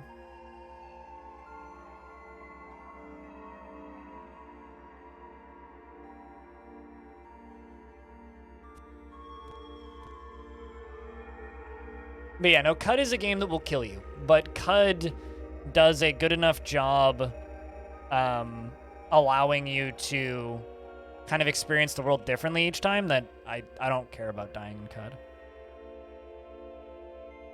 Yeah, no, I completely agree with that. Like, I actually think they should recommend the checkpointing mode specifically to new players. Like, that should be the default.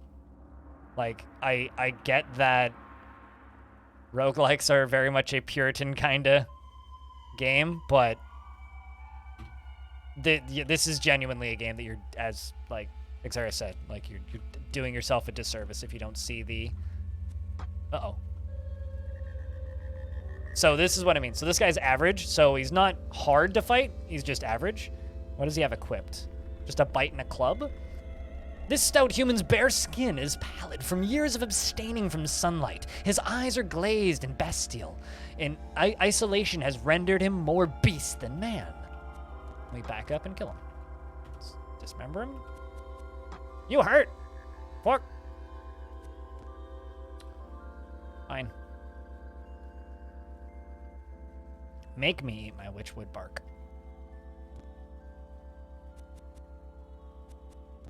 Still to the left. Oh, he dodged. Shit. Got him.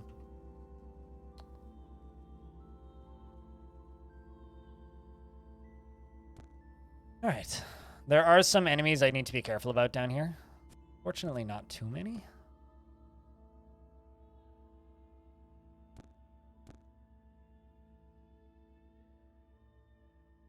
I also found it poorly communicated hotkeys and the like. Were you using this UI? Or the old UI?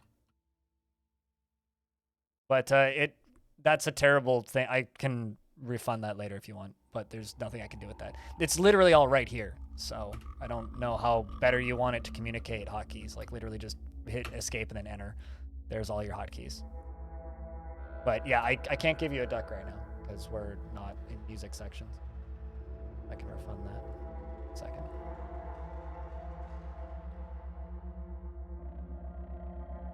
And it doesn't matter close to the beginning.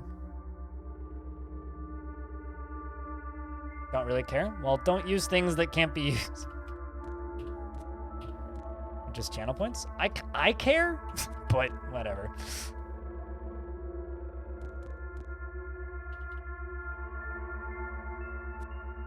Thought it was funny? Oh, okay. Let's move this way. There's spitting vine in front of me. But yeah, no, Cut is a hard learning curve, but not because the game is difficult. Cut is a hard learning curve because learning how to understand what it's talking about is hard. Oop. I just got hit with a shotgun.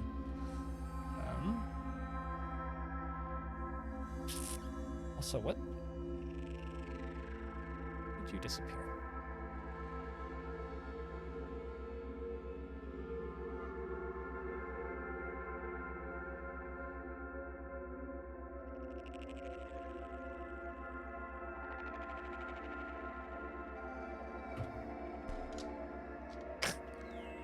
I need to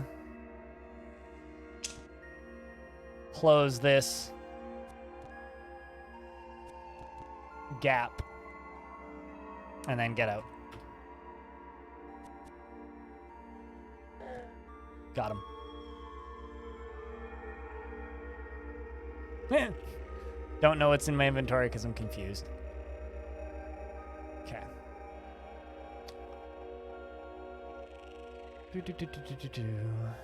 That's all my witchwood bark. Although I do actually have like enough stuff that I can sell that we can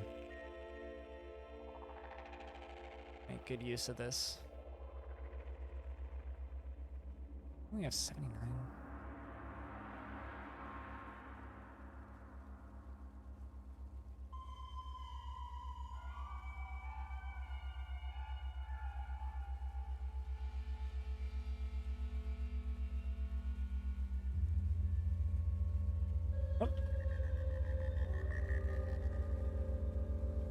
That up. There we go. It popped back. Why did that disappear for so long? Weird. All right, let's just run back to town. Trade. But yeah, no, I would say that Caves of Cud for me had about a 20 to 30 hour learning curve. Just for comparison's sake, Dwarf Fortress had about 10 hours, like 5 hours. Like, it took me about 5 hours to be like confident with just playing Dwarf Fortress. Whereas with this, it was 20 to 30 hours, maybe more.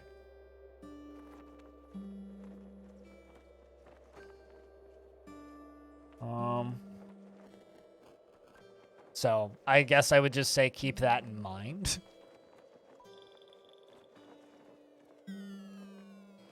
But it is definitely a slow burn of a game. You probably put 3 to 4 hours in. I mean, the first, like, 10 hours were just, like, staring at these and trying to remember all these hotkeys. But, like, the game's also entirely mouse controllable, too, right? Like, you can turn on mouse movement and just play the game with a mouse. So it's like, if the hotkeys are too fiddly, just play it with a mouse. It's like, not going to fault anybody for doing that. Is there not a... Huh. Interesting. I was under the impression that there's an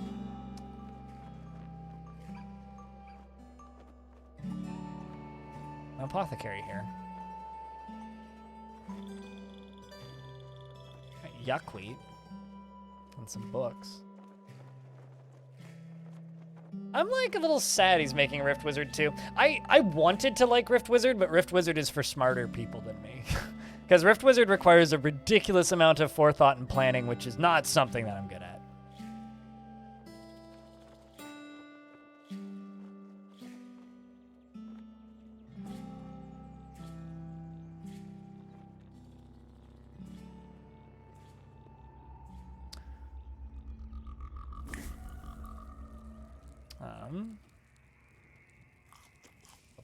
Meal.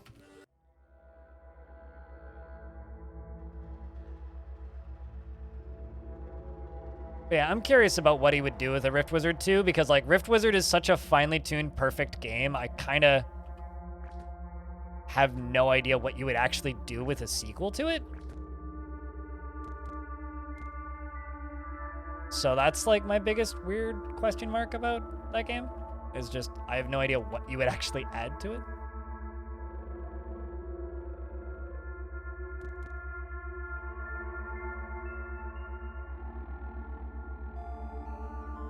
Oh, that's why I'm taking damage so fucking quickly. It's because I have no armor equipped right now. That explains. All right, well then in that case.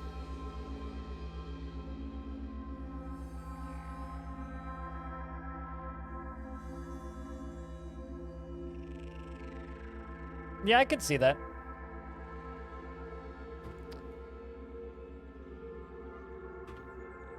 I mean, I made it far enough into Rift Wizard to kind of know that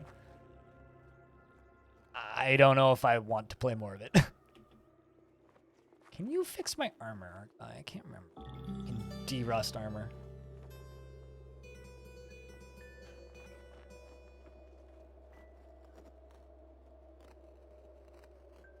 Oh, sure. 5 rams of water. There you go. 5 drams of water.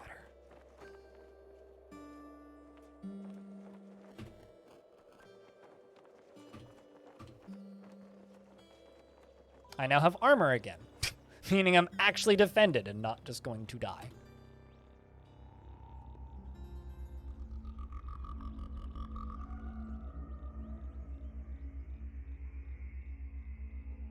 Yeah, and that's the reason I don't want to play more of it, you know? I don't feel like it's a game that, like, it's a game that I love the idea and the concepts of. It's just not a game that I want to cram hours into, because I know for a fact that there's like cheesable optimal builds, and that kind of ruins it, you know? Like it's a very open and cool game that I think is damaged by its own depth to a degree, if that makes any sense.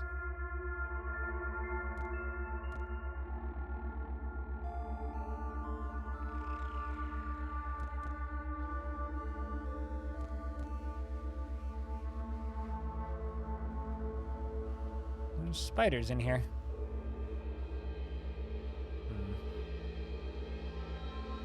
I'm going to charge attack this. Oh, never mind, I can't. So now I'm going to charge attack this. These actually really hurt. Okay. There's a spider and a knoll stuck in it. The knolls, of course, are called snap jaws, and they are tussocks of fur dress, skin stretched over taut muscle. Upright she stands, but she looks ready to drop onto fours. Her snout snarls and her ears twitch, and she barks, and her hyena tribesmen answer. Yeah, I could see that, but I don't know. My statement still stands. I've played enough of...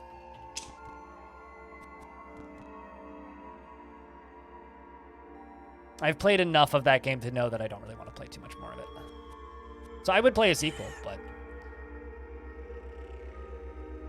it's just not a game that I enjoyed as much as I wanted to enjoy, if that makes any sense.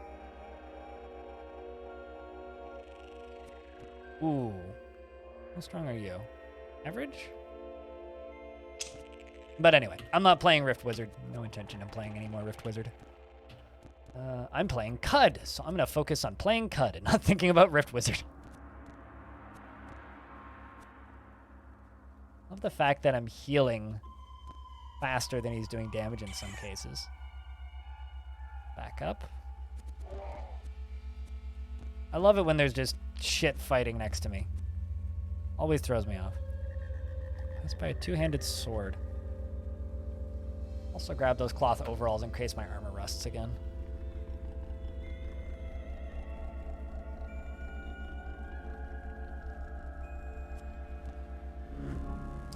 Level up finally. 135. Let's grab a charging strike. Makes my dash better.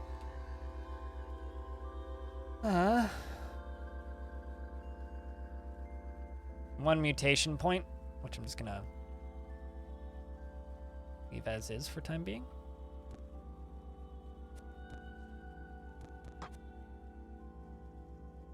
Misses you with her fist.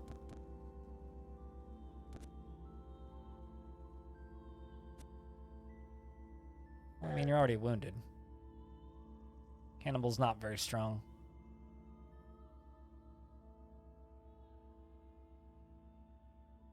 But yeah, I think Cud's obtuseness is one of its strengths. If it wasn't so obtuse, I think it would kind of lose part of it. Also, chat, I'm just kind of curious. How many people are listening to the stream? Could we get a round of beers?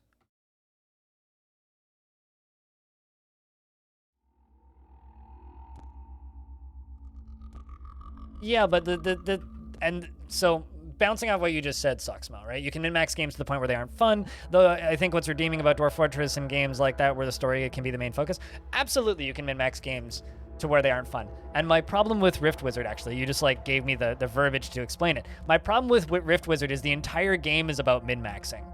And so the entire community is just purely focused on building the biggest brain, massive, like, guess what? We found like this build that breaks the game and the developers hate him, kind of thing. Like that is the entire... Wait, what? What happened to my axes? They both rust? Motherfucker! Both my axes rusted. Well, shit. Guess I will equip this two-handed sword for the time being so I'm not just punching things.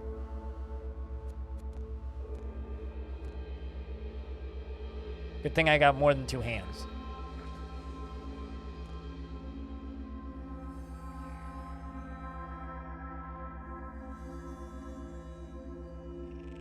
I have 139 feet of wire.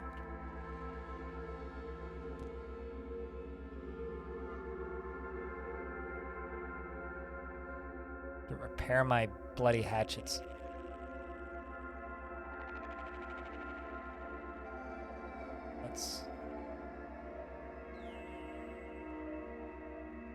Did I just jump? I think I did. Okay, so there is a wet slug snout. These things are really scary if they have a large range on you, but I don't think that they do, and I still have my chainmail equipped, so we should be good. I'm going to try and dismember. Oh, right, I can't, because I don't have an axe! See, 16 damage. Let's heal back up.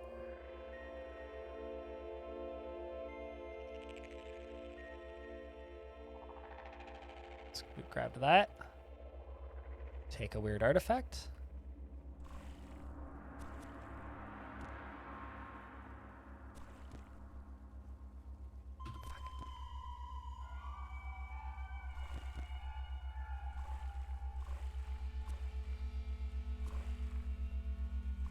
Okay, well, I've found enough. Okay. Let's just sprint. Try and get out of here. We have what we need. We can always come back. Spiders also don't really want to fight you unless you're wounded. Fun little tidbit to know. Say the stairs were over here. Oh, I didn't use the stairs. I jumped because I hit the wrong button.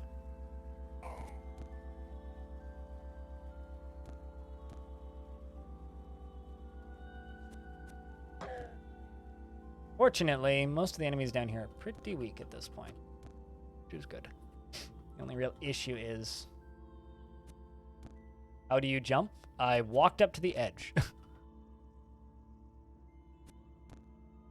Didn't even know that was a thing. One of the rarest achievements I have in this game is dying to fall damage. Yeah, I jumped off a ledge.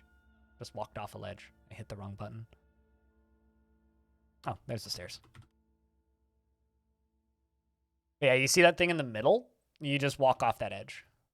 Which I'm kind of surprised I didn't take fall damage, but...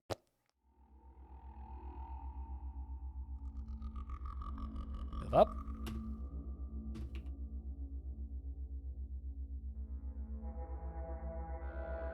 But yeah, that thing in the middle there, I could just like jump to the bottom with a few steps. I also picked up some sort of salve. I didn't actually look at what it was. Jeez. All of my artifacts are rusted. My God.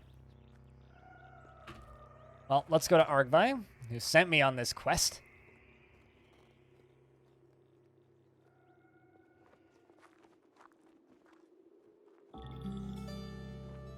I'm just going to go into the trading screen. Going to ask him to repair my hand axe. And that, and apparently, I think I'm just straight up out of water.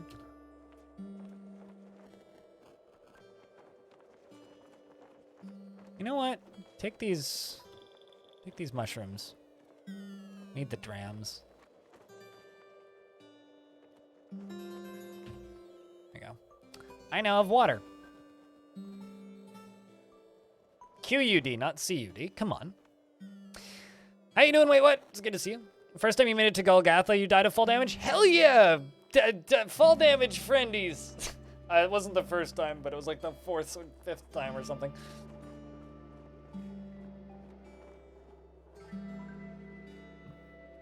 The question is, the second time you made it to Golgotha, did you get back out of Golgotha? Take the wire. Yes, yes, wire. Beautiful wire. Oh, before I forget or cease to care, I repaired an old recoiler for you. Use it whenever you wish to return to Yappa. Quickly. Now, give me a few minutes alone with the wire. You have completed the quest. Wire conduit Eureka! Well, we'll give him some time alone with the wire. And we're going to head north and go to Red Rock. Although first, before I do that, let's go to the clay oven.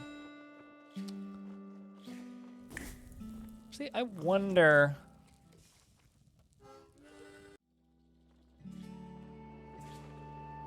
Need to re-equip some things. Oh shit, we got a second stun rod that actually has a trinket in it.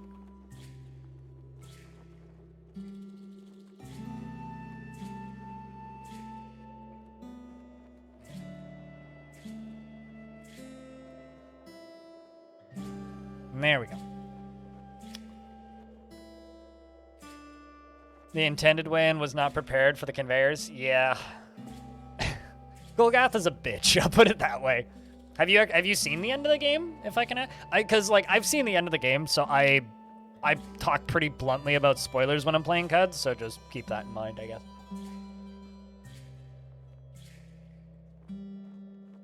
All right, so I could actually like Where's the remove cell button?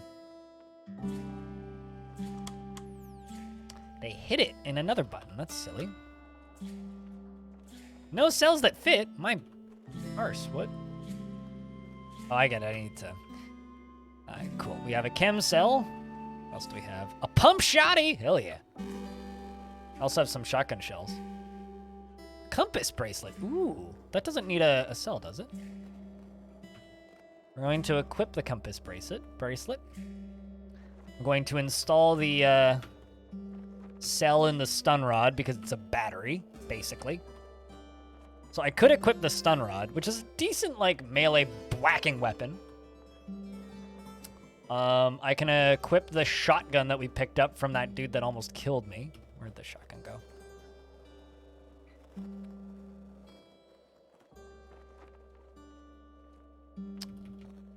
That's a missile weapon? Could also theoretically use the freeze ray, but yeah.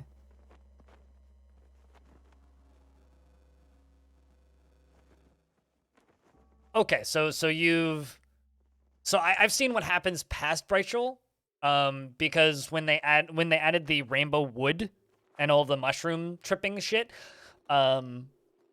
there's a zone that you end up in past Bright Shoal. But cool, so you've seen most of it then. Yeah, I didn't really understand what happened Curbs either until I thought about it for a second, to be honest, as far as falling. Because fall damage happens pretty quickly in Cut if you're not paying attention. This is definitely a game that you need to, like, pay attention to while moving around.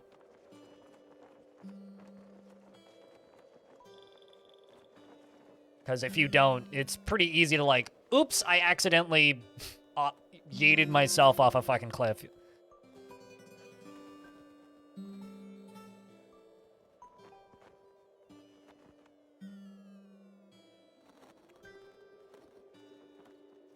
It's definitely something I've done before.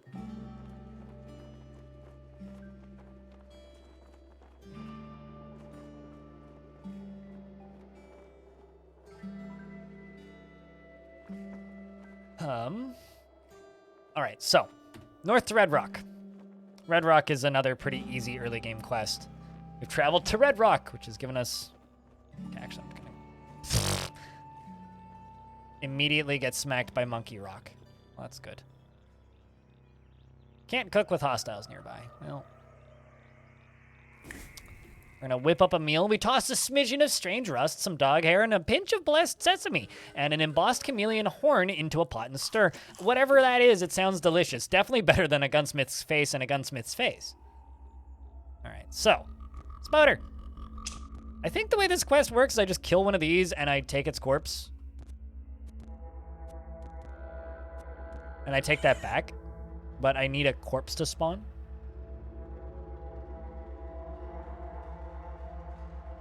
I love bleeding. I do have a bandage, but might get me some staunch wounds. Can I? Yeah, I only have 35. Usually what I do with XP is pretty quickly I will grab... Oh, this is much more cave-like. You know, I kind of miss... Was it Red Rock or Rustwells that was just straight up like old school Rogue previously? So I kind of miss that. I don't know. It was almost like a homage to the old games, but we'll see how this level gen ends up looking once I've played a little bit more. Let's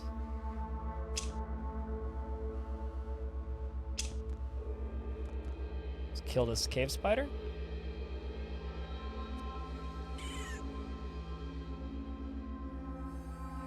Actually, should I... This is just a passive thought for anybody who might know. Should I turn off active butcher? I'm not sure if I can accidentally butcher these creatures.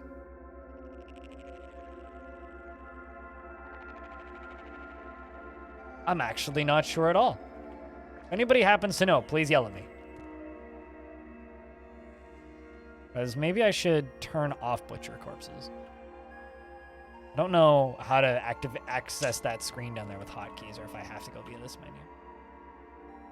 So these guys Giant centipede, python-sized arthropod, undulates forwards, hundreds of glittering legs.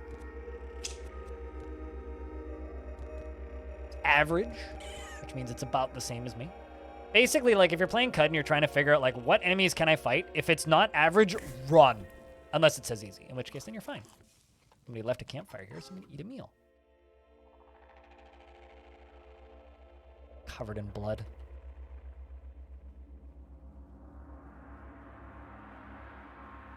It's a butcherable, it's not a butcherable species? Right. So, because I literally, like, I've done this quest and completed it once. I don't think, because that was maybe like 50 hours into this game. I've played, like, hold on, actually. How many hours of this game have I played?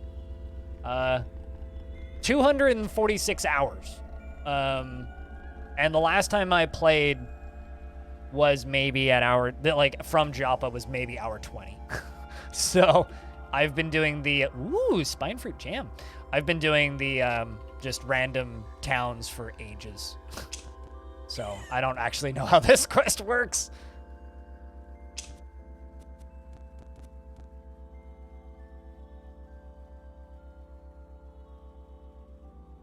Yeah, no, okay, that's sort of why I was asking.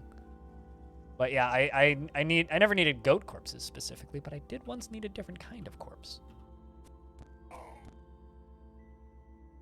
Sorry, little knoll. Also, it's always neat whenever I stream CUD because there's a certain category of people that, like, I can tell are just CUD people. Turn the stream on, I play CUD, and then the CUD folks show up. It's like, ah, yes. Back to this welcoming community. It's like being welcomed with a glass of hot chocolate. Charge! Dismember. Not that I needed to do that because you're just gnolls. I always feel kind of bad for the gnolls because, like, they're kind of threatening initially. And then very quickly, it's like you just raffle stomp them. Level 1, they are slightly threatening. Beyond level 1, they're a joke. They just kind of explode in front of you constantly.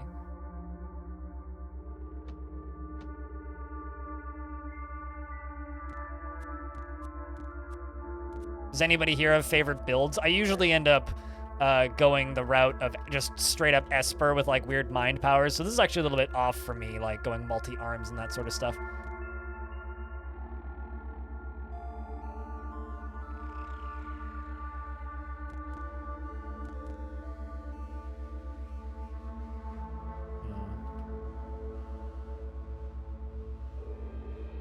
We're also still early enough in the game that I don't need to have the wiki open, which is nice. I'm always a little bit disturbed by how much those plants hurt. The seed spitters are fun because they're kind of like a prerequisite to, oh, by the way, you're gonna get shot at by fucking laser cannons in late game.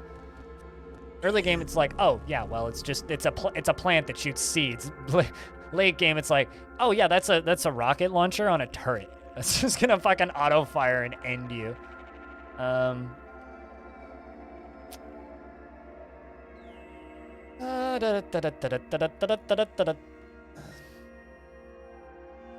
think I'm gonna grab some early first aid, just because I want staunch wounds.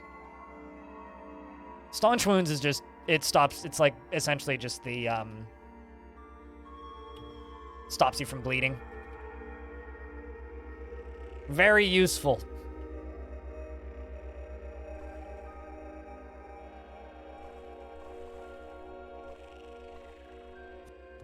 Also, two curbs. You were talking earlier about running into a sinkhole that you couldn't escape from. I've been thinking about it. It was probably, and I say probably because I don't actually know for certain, it was probably concrete, which is escapable, just very difficult to escape it.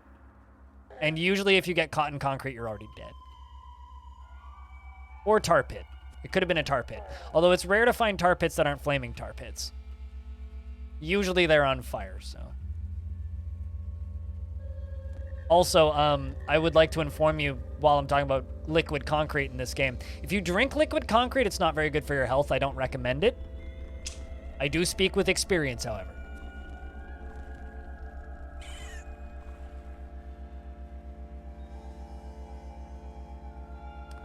It's a left hind leg. Got a wet Snapjar Warlord. I don't know about you, but I like all of my Snapjaw Warlords to be wet. Alright. Heal.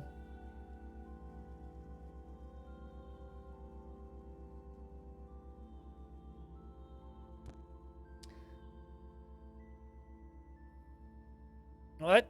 You are what you eat, right? So eating concrete would make you stronger, right? Naturally, yes, definitely. I couldn't tell you what could possibly go wrong if you drank liquid concrete.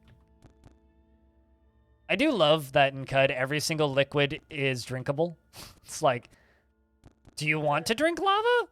I don't know why you would want to, but you can. Also have a shotgun equipped. Reload that. Religious Zealot? Ooh. Oh, I didn't mean to take the whole basin. I meant to empty it.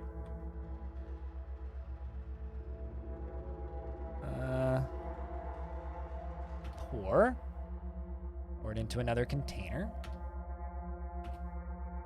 And then drop it. Stole that lad's water.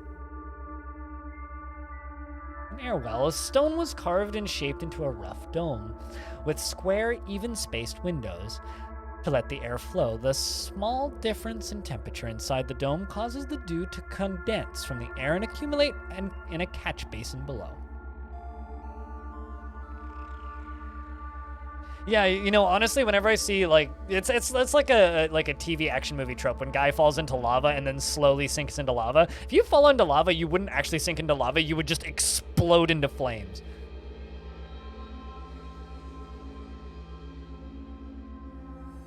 You'd have to be pretty dense in the first place. What, to eat concrete? The spider back there. I always feel bad killing the spiders because like they don't actually attack you.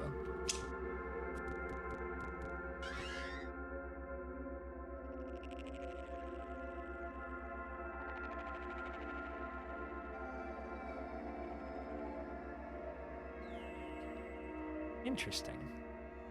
There's an ornate bench. Red Rock's a lot more interesting now. Marble statue of a glowfish. This statue is worked from marble, intricately depicts a glowfish. Skilled furniture. Marks a conspiring in the bright workroom beneath the eater's sun, stretched a cushion to the precise size of the two ardent lovers, set in a pleasing male diamond. At its right angle, claw and ball feet suggest movement. Marble statue of a banana rancher. This statue worked from marble intricately depicts a banana rancher. He maneuvers under a tunic made from sackcloth and braided goat hair. Its olive skin and straw hair glisten with the spindle dust. Cool. I really like these changes to Red Rock. I'm kind of sad that the map generation on it isn't as classic, but it's cool. The additions are cool.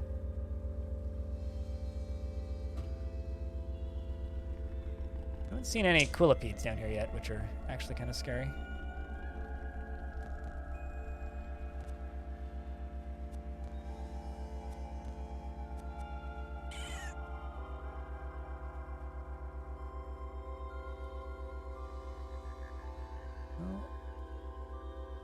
Okay, you're actually a little sketch.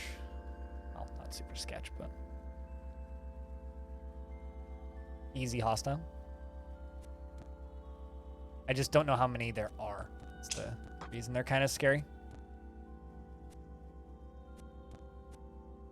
I'm going to turn my head and walk away briefly. And charge? Nope.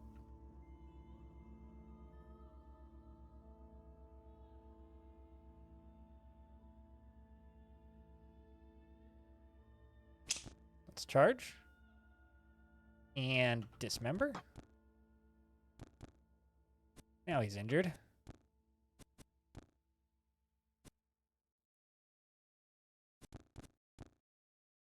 Badly wounded. Assuming he doesn't crit me twice, we should be good. Also, we're hungry. It's time to cook. Don't actually have anywhere to cook on this layer.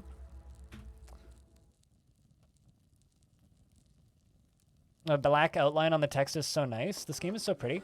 You know, honestly, I got a hats off to them because the first time I used this UI, it was borderline unusable for me. They've made a lot of very subtle, small improvements, which I really, really, really like. So, I still prefer the font work on the original UX, which is, you know, this, but it's definitely improved, and that's nice to see. So shoutouts to Narf and all them who've been working on it. Come to me. A wooden arrow. A lot of crafting materials down here. Whoa. Charge you.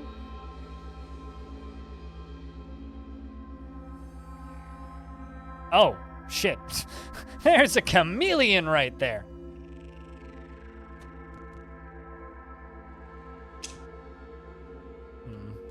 Just want to move up here.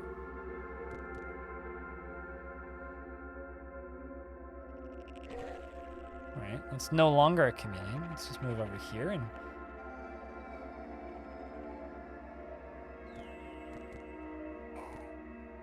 heal up.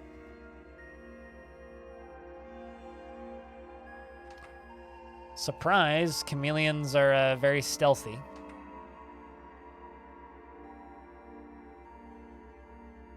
I'm just gonna move back here.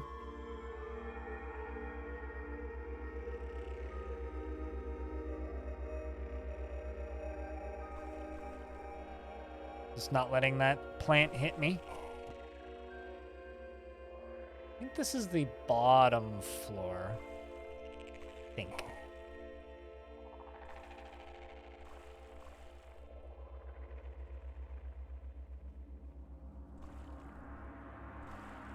The word there is, I think.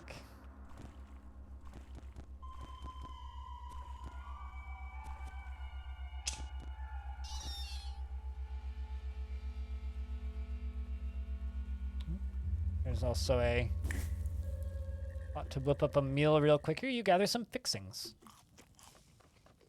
That was a meal.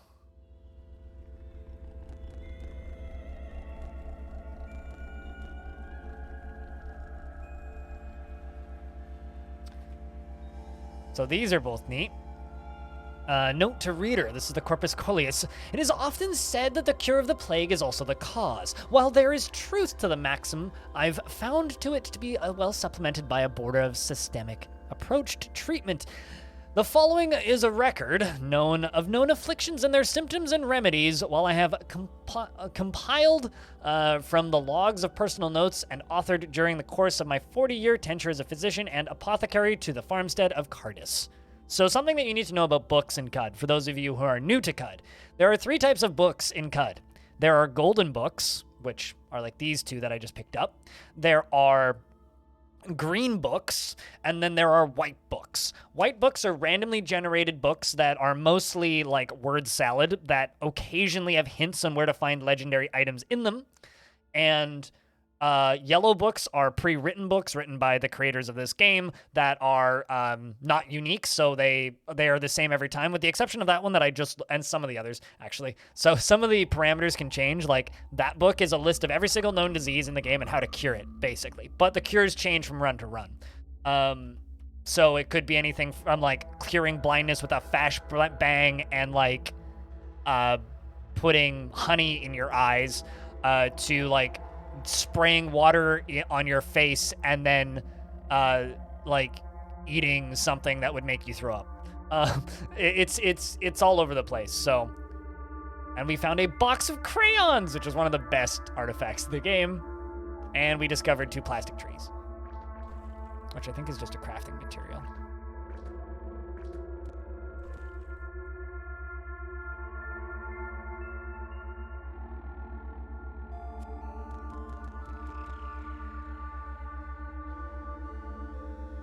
Oh my god, there's so many back here.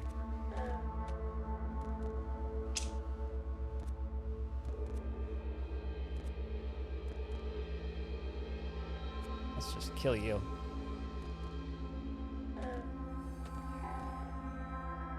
The thing about these guys, too, is they gain damage if they're not alone. What is that? Oh, shit, it's poison. I might actually sprint away.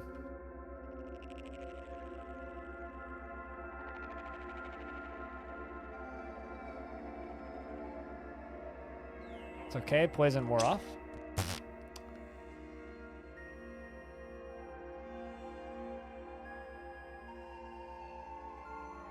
Okay, made it.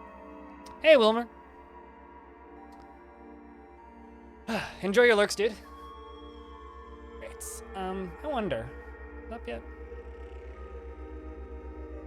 No, not yet. Must have missed when you guys did them last then. I'm wondering, actually, how many of those gnolls tried to chase me out of that fight and died on their own grenade. Wouldn't actually surprise me if it was quite a few.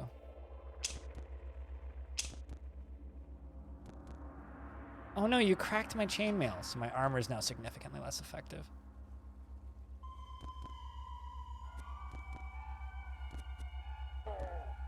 You dastardly little asshole. So I still have my chainmail, it's just less effective. Actually, not very many of them tried to move through.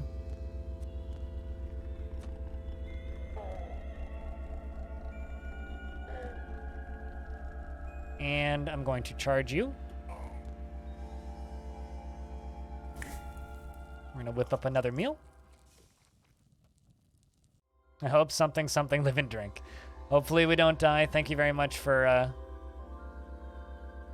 spending time in the channel, always.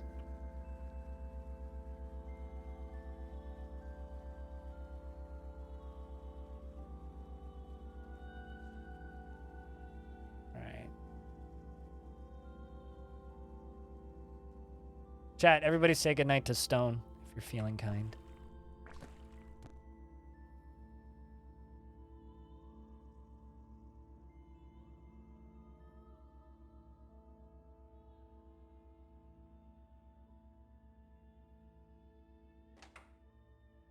Oh, there was a spoder up here.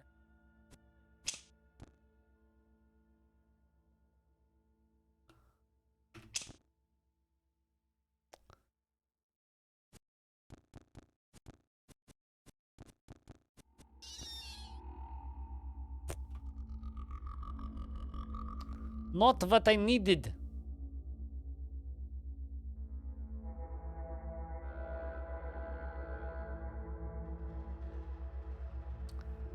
Words. Don't believe. I've just got a bunch of spiders' legs.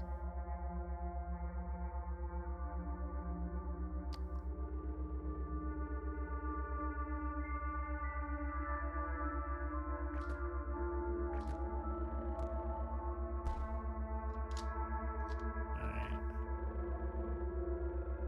Move up this way. Move around the side.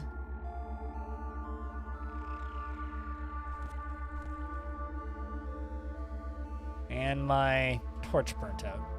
I also have this lacquered artifact. Ah, we have magnetized boots. So magnetized boots are neat. They're neat because they stop you from like taking pushback damage.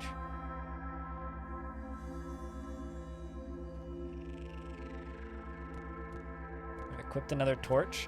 There are various light source objects in the game that are not torches that are infinite. There's like floating light orbs and such, headlamps and things that you can power. So even though right now I am working off of these torches, eventually, once we hit mid/late game, we won't need that so much.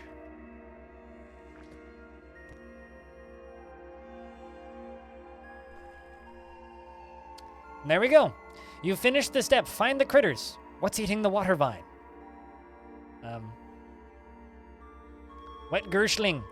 Black ooze drips from its fangs and its pallid leg things as it stutters towards primordial ecstasy, and it lets the shrill whine that pierces your skull. If I can...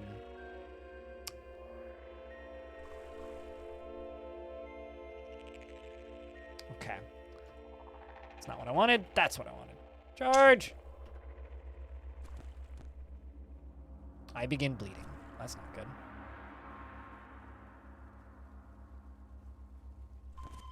It's now injured, though, so that's beneficial to me.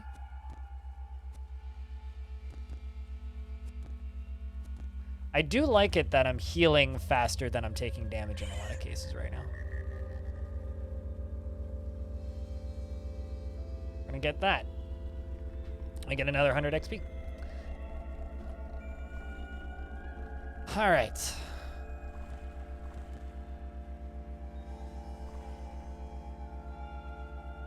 Question is, do I want to just fight them all?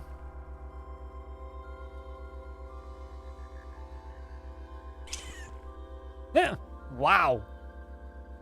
The momentum from your charge causes your axe to cleave deeper. And it just immediately died. Well.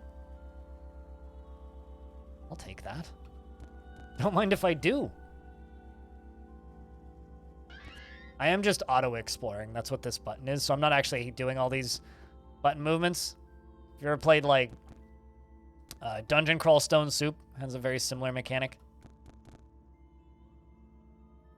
Same with, like, Tome as well. Just hit a button and it just lets me move. Without me needing to worry too much.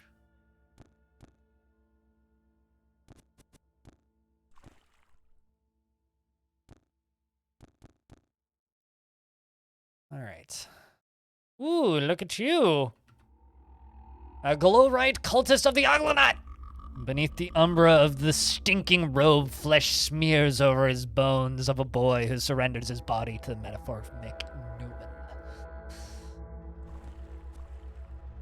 So you're tough. Can I fight you? Potentially? Shotgun. Very useful in situations like that. Take a bloody, wet, weird artifact. The heck did you drop? Fix-It Spray Foam? Hell yeah! I really like Fix-It Spray Foam. It's very useful. Strange plant? Really? Hold on a second. Are you telling me that they put seed spitters in as a wieldable weapon? That's awesome! That's like some fucking Oddworld shit. That's fantastic. There's a fucking, like, ranged gun that, like, loads sap? That's awesome. That is so cool. Shit.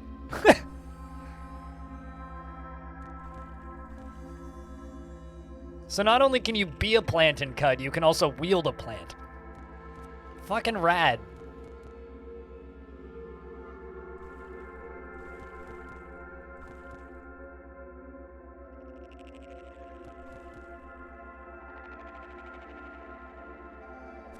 Ooh, is that a hammer? Steel Warhammer. Gimme.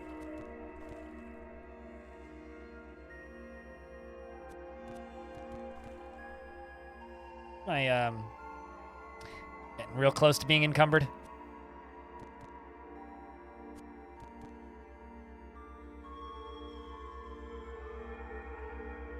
A plant wielding a plant. Yeah.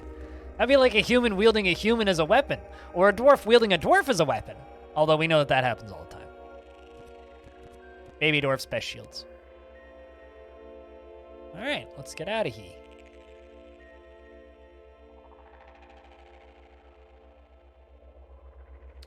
We finally figured out what is eating the plants at Red Rock. Or what's eating the farmer's water vine and hiding in Red Rock.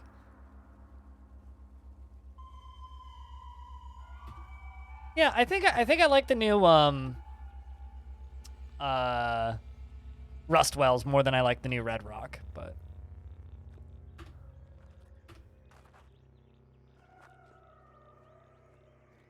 wait, no, that's not who I need to talk to. I need to talk to Ahmed.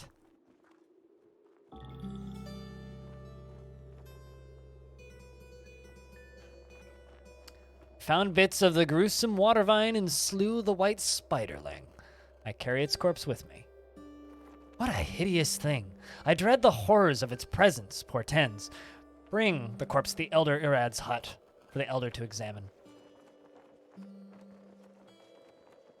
All right, Jack, could I get a round of beers? I'll be back in a sec. I'm just gonna go take another leak because, I don't know, fucking iced coffee. It's way too easy to drink too much of it. Pee constantly. Back in a sec.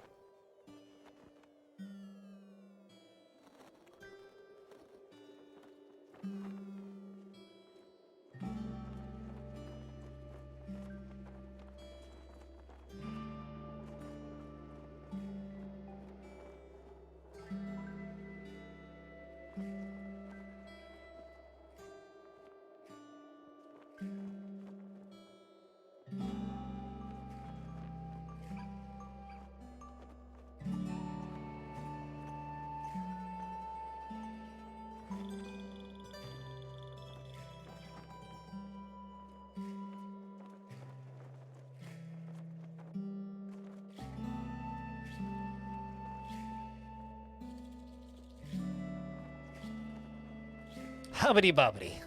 Lostedly wobbity. Okay, let's speak with you. Live and drink. I returned from Red Rock with the corpse of a pale spiderling. Elder, would you examine it? It's not a spiderling. Moon and sun. Can it be? My grandfather and his grandfather. This is a Gershling. What is a Gershling? An infernal creature of plague. But not for a millennium has... Why now? You see, Wayfarer, 1,000 years ago, in the last days of the Sultanate, a series of 7 plagues called Gyre spread through and out of Cud. So since the last time I played this, I actually played quite a bit of Sproggywood, and it makes this really funny. They were a long, stewing punishment for some trespass committed in the soft sludge of the Primordium, before even the Sultans reigned. A scourge of Gershlings was one of these plagues, but Resef lifted the curse, and he cast off his crown and unmade the Sultanate. It makes no sense that the Gershlings would return to eat our crops, unless dark tiding this is. There was a rabid black-robed figure with the Gershling. That was a Glowwight, no doubt.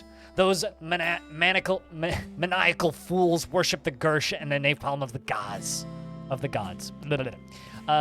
7th plague of demons born in the moon's stare, quickened to their life for the purpose of eating our young. Resef cast them back before, but they returned.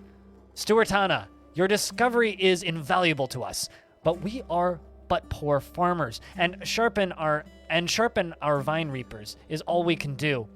But there may be others outside of Yappa who can do more. Take these prickly boons and thanks, and I will not soon forget your service to us.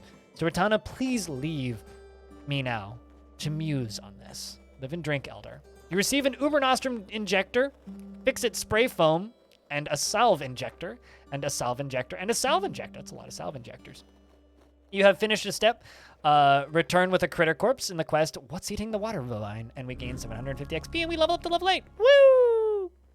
Isn't there like an achievement for getting through Golgotha before level 12 or something? All right, investments open if you want to invest your tickets, chat room.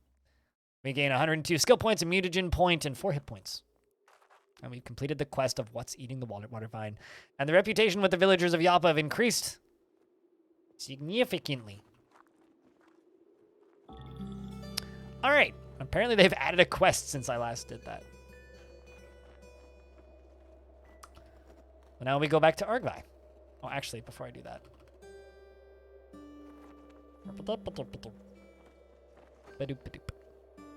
I love how I still have the Gershling corpse. I'm gonna grab Wilderness Lore for the Salt Dunes. And Wilderness Lore for the Canyons.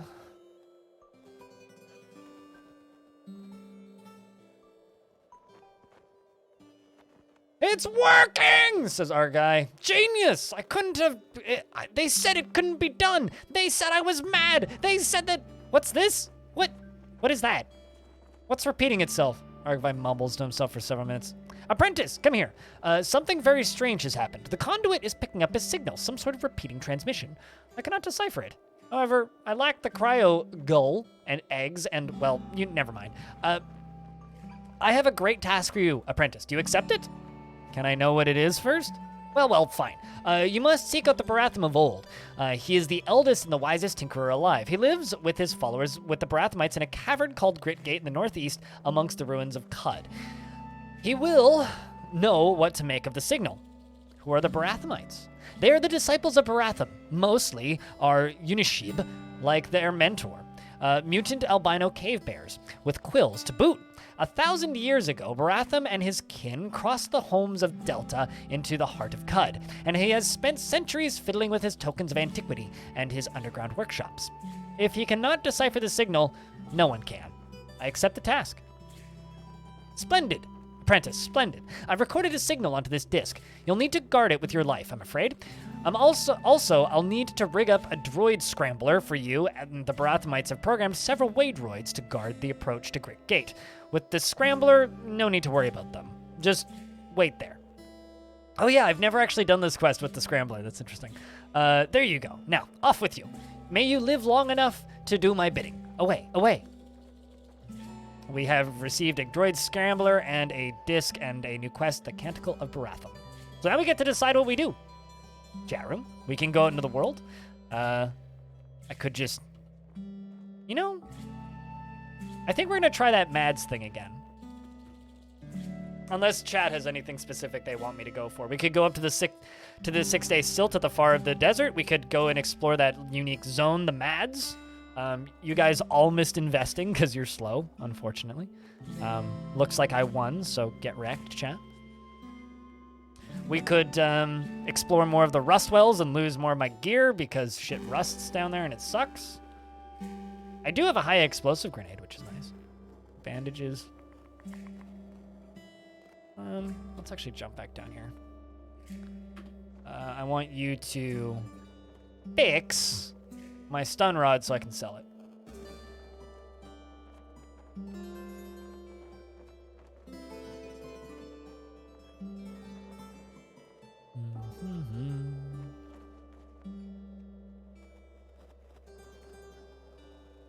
Did I not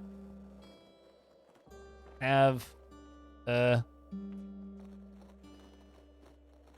thought I had a stun rod that needed to be fixed. There you go. That's the one that needed to be fixed. All right. Let's go up to some ruins nearby. Sure, why not? Let's explore some ruins. We found some nearby ruins. The Quarmius Precinct. Mushrooms. Mushrooms mean possible instant death. So if I was a Truekin, this would be a really cool spot. Also, speaking of cool things, check this out, chat. We have discovered the Calist Snapjaw King. Tussocks of fur, dressed skin stretched over taut muscle. Upright he stands, but he looks ready to drop onto fours. His snout snarls and his ears twitch. He barks, and his hyena tribesmen answer. Hello, Pack. How are you? If you have questions about Cud, yell at me. Admired by seekers of the sightless way for fervently celebrating the solstice. Ooh. Might be bad to kill you, but that's fine.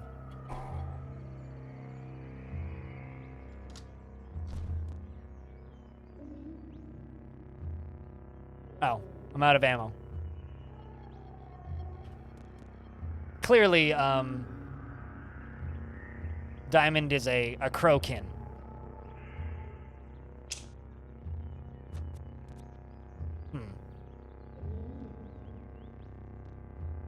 I just move this way. I would like to sprint. Jump down here for the high explosive grenade, MK1. Equip. And throw it. It's a pity I'm out of ammo. Going to charge at you.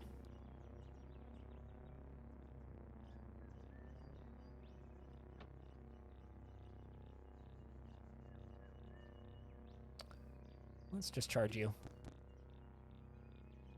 Can't dismember. Okay, my reputation with Snapjaws have decreased by 200. I am now despised by them. Your reputation with goat folk have increased. That's good. I want to be friends with the goats. And your reputation with the Seekers of the Sightless Ray have decreased. It's fine, they hated me already. And your reputation with trolls has increased. That's also good. If we can get trolls up, that's really positive. All right, so let's see. How tough are these fucks? Not very is the answer. Uh-oh.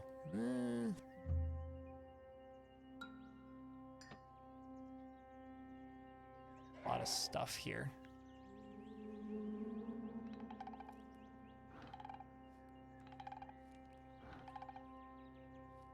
Fortunately, this isn't actually that scary of a zone. I probably could kill these. I'm just being pathetically cautious. Shoutouts to quickness, though. It's allowing me to just walk away from a fight I don't really want to take.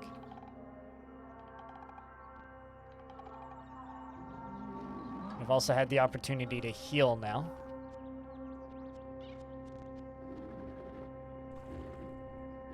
Spot a whack sweep. The reason I'm like trying to get back up and in here is because there's some items in this zone that are good. But what have you been up to, Pac? How's things, mate? This is a game that I love to return to every so often.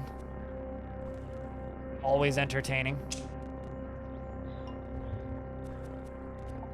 Shit. You know, if I can fight these guys, that's also a really good sign that I can go to Mads.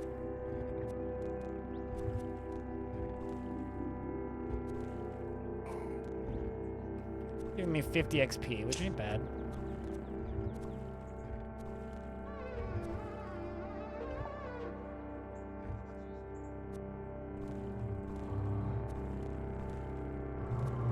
Yeah, one at a time, they're not bad at all.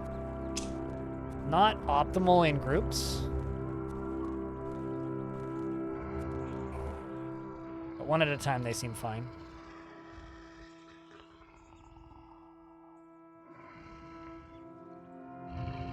So there is a whack sweep here, as well as some terminals that... yeah.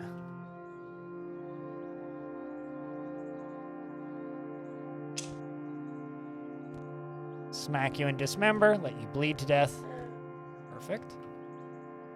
So whack sweep is a mushroom that outputs infinite wax, which is useful for a few things. I'm doing pretty good. You know, I guess second day back after a long vacation, which was very much needed, I would say.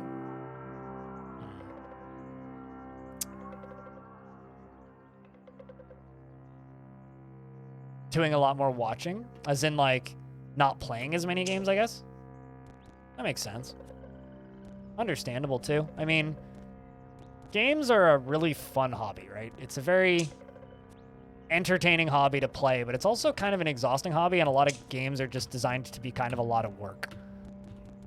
Like, I know at the very least I deal with this problem sometimes where I sometimes just don't have the energy to play games, even if it's a game that I like playing. This isn't a legendary character, is he? No. They're all cleaved. That's kind of incredible. I've managed to cleave all of them. I'm also doing that thing where I'm regenning faster than they can damage me, which is really nice.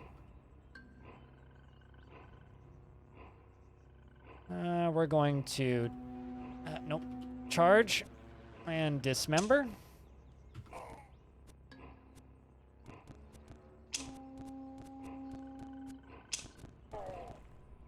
Alright, so I can't auto-explore here because there's mushrooms here. Unless we want to potentially contract fungal diseases, which I don't really want. Okay.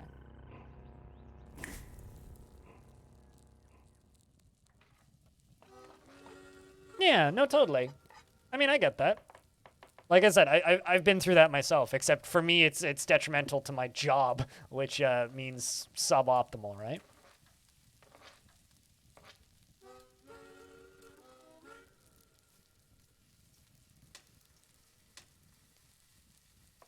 But that's why, you know, you go on vacation sometimes.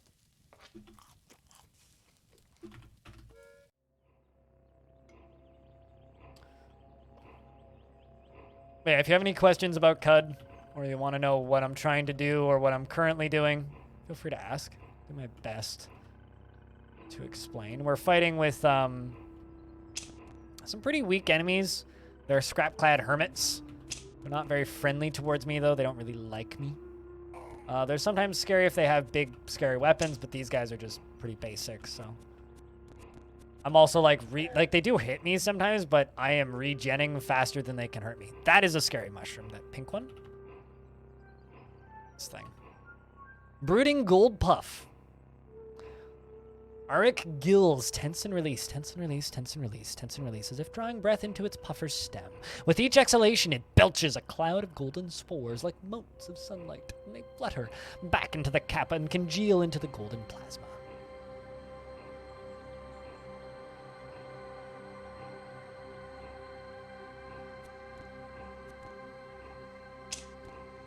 You're due for one soon? Another thing that I found with, like, video game burnout is, like, I'll play different kinds of games. Like, there was one time where I got really burnt out, but conveniently it was right when Phoenix Point released. So I just played a shit ton of Phoenix Point for, like, 2 weeks, and it was nice. Like, ah, cool. Brain reset.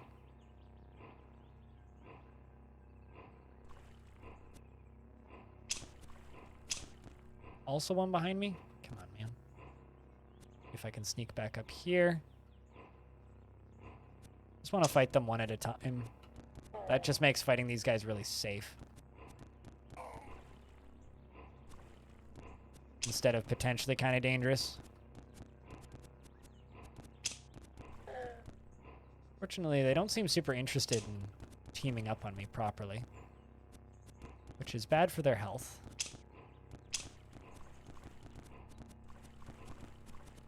I will say that the addition of, like, the little tile sprites moving towards and bouncing off of things, such a nice quality of life feature. Like, oh my god. Makes combat so much clearer.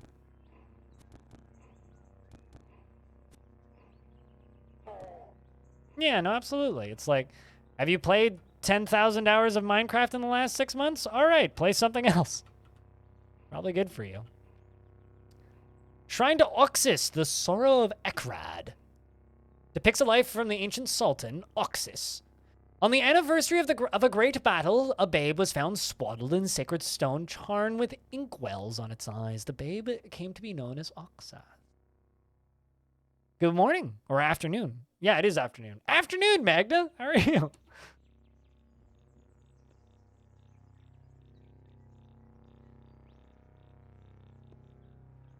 I really need some ammo. Let's dismember you.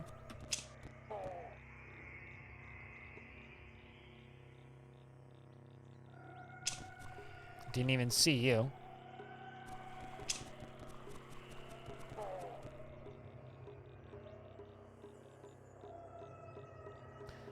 So there's nothing I can do with these because I am not a Truekin.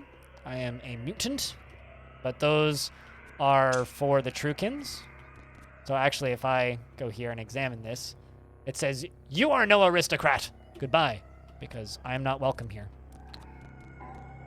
I am a pathetic, low-life mutant, not a great, strong aristocrat. From the ancient ecodomes. The statue of an impaled eater. Erosion has smoothed its features into abstraction, but once stood the monument to the coupling of machine and folk. An eater. They're called eaters because they ate it all, and there's nothing left. Kill you.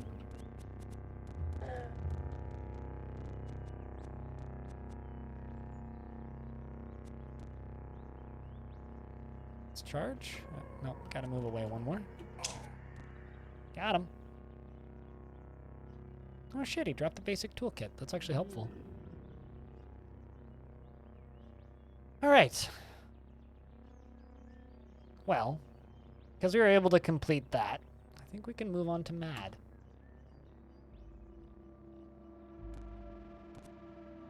So this is a ancient site that I discovered as part of a shrine. Just full of some relatively tough enemies. Maybe not relatively tough, but full of enemies. Trying to find a choke point.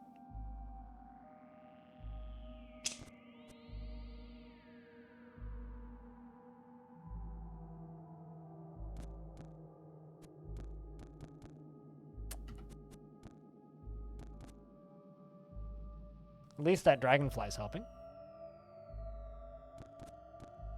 But what have you been up to today, Magna? Okay.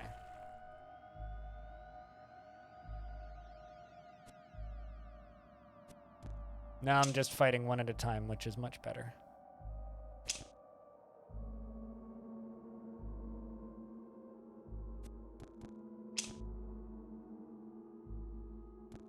Which just means I'm gonna need to kill these very carefully.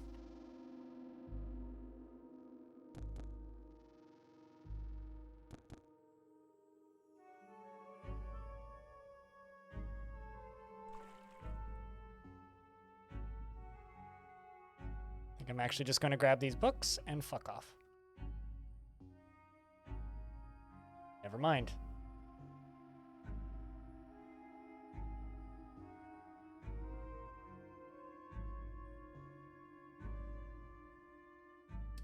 I think I'm going to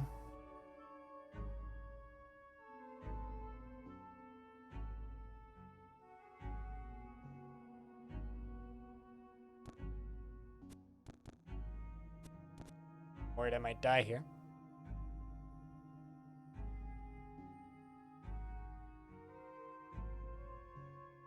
This does have a better battle axe than me. Fuck. Although I do have a bunch of salve injectors, I think. I also have an Uber Nostrum. So let's go to these salve injectors. Apply, and apply one. They give you rapid health regen. Okay, well, it's one done. You like the fog of war it fades as you explore, and the explored areas stay visible. Yeah, no, you have memory. That's pretty common for roguelikes like this. Killed the tough leader.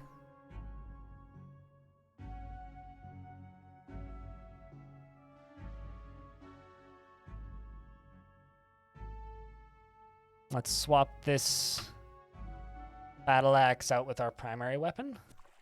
We have a better primary now. If I get into a tough spot again, I can use another salve injector. I do also like that your health has dropped below 40% notification. That's new.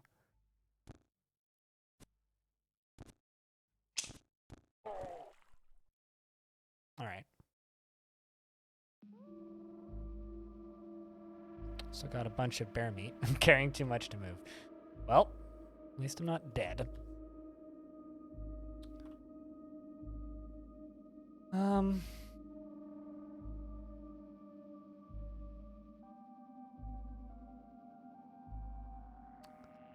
Going to drop that hand axe. Can move again.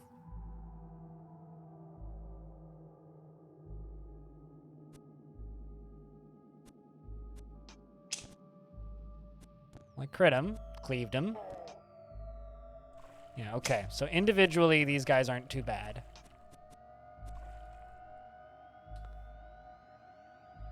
I also tried this coconut milk yogurt with passion fruit and mango. You know, this is just maybe an unpopular opinion, but vegan yogurt equivalents better than real yogurt. I don't know how popular an opinion that is, but to the point where like I kind of refuse to buy them.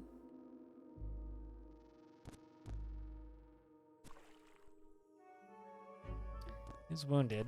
Okay. I'm going to take another salve injector. Being way too quick to use these. I need to find an apothecary somewhere.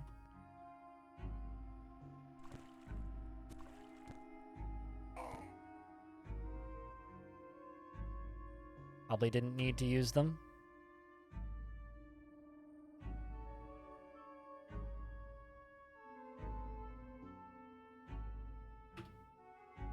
I'm going to equip those. I'm going to take a dagger. Apparently I also have a hermit's face. Do I have corpses I can drop? There we go. So don't really need all of these spider's limbs.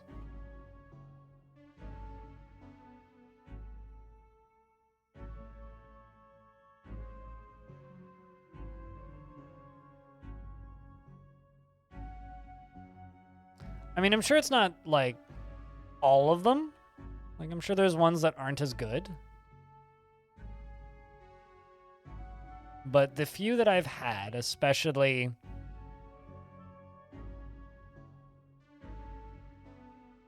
as of late, tend to be better. I'm actually going to sprint away.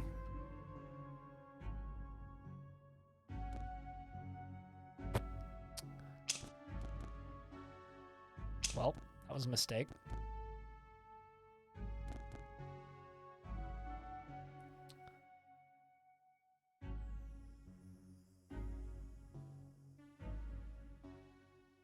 I need to get out of here.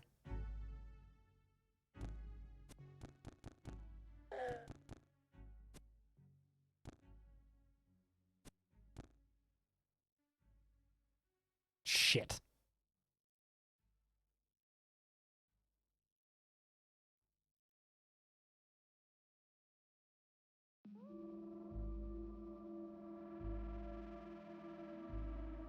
Let's...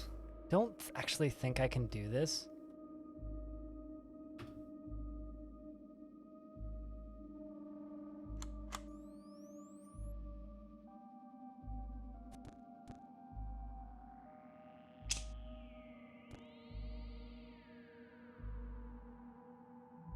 Any of them actually injured?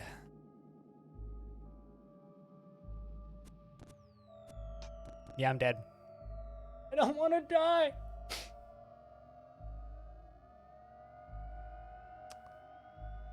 Anything I can eat?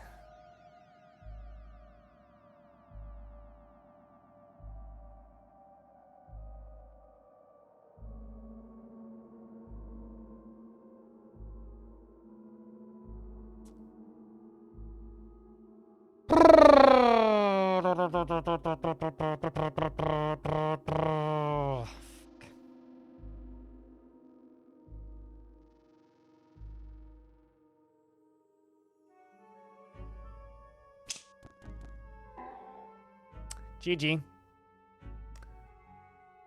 I should have gone... Oh, man. I should have stayed in the right and just recoiled out. That bums me out. Oh, well. Rest in peace, that character.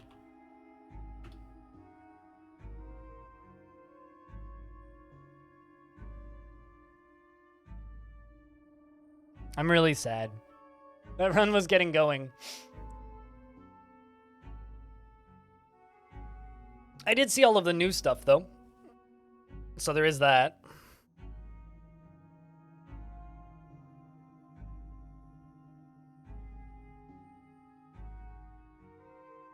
Yeah, I have no idea. Magna.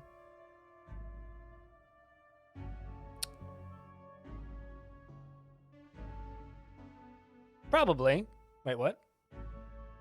I think exclamation point dead is what you're looking for. There you go. Bring out your dead! You found it.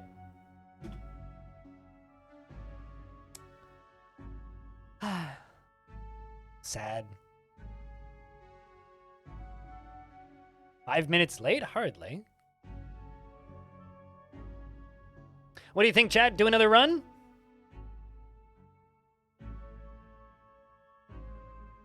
We can do another run.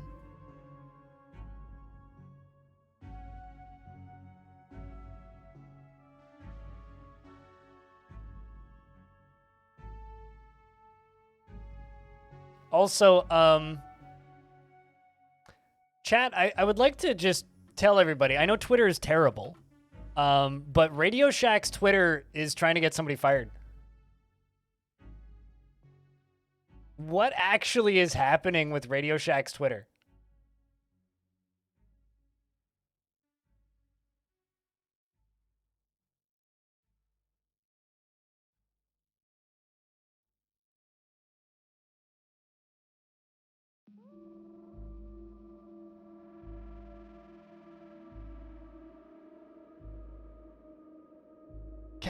Wow. I'm just like scrolling down Radio Shack's Twitter. This is kind of crazy, actually.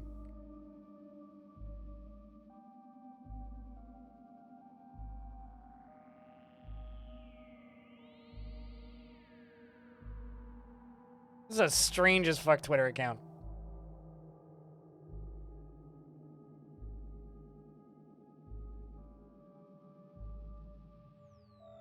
Most recent tweet. What was the most recent tweet? I mean, that's the one that I just linked. You're amazed there still is a Radio Shack?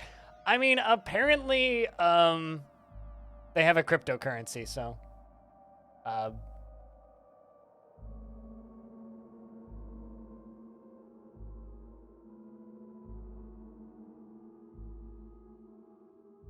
Weird. Weird. That's... Huh. A thing. I'm not amazed. I mean, it makes sense. All right. Do I get a sandwich now? In Canada, they became the source, yeah. Well, no, actually, Circuit City became the source because they became Circuit City, and then Circuit City went out of business, and then they became the source by Circuit City.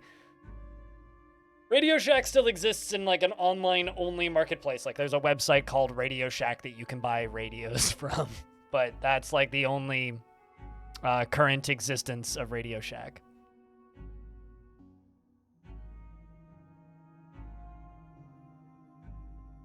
But, you know. So I'm debating as to whether or not I get sandwiched now or if I get sandwiched later.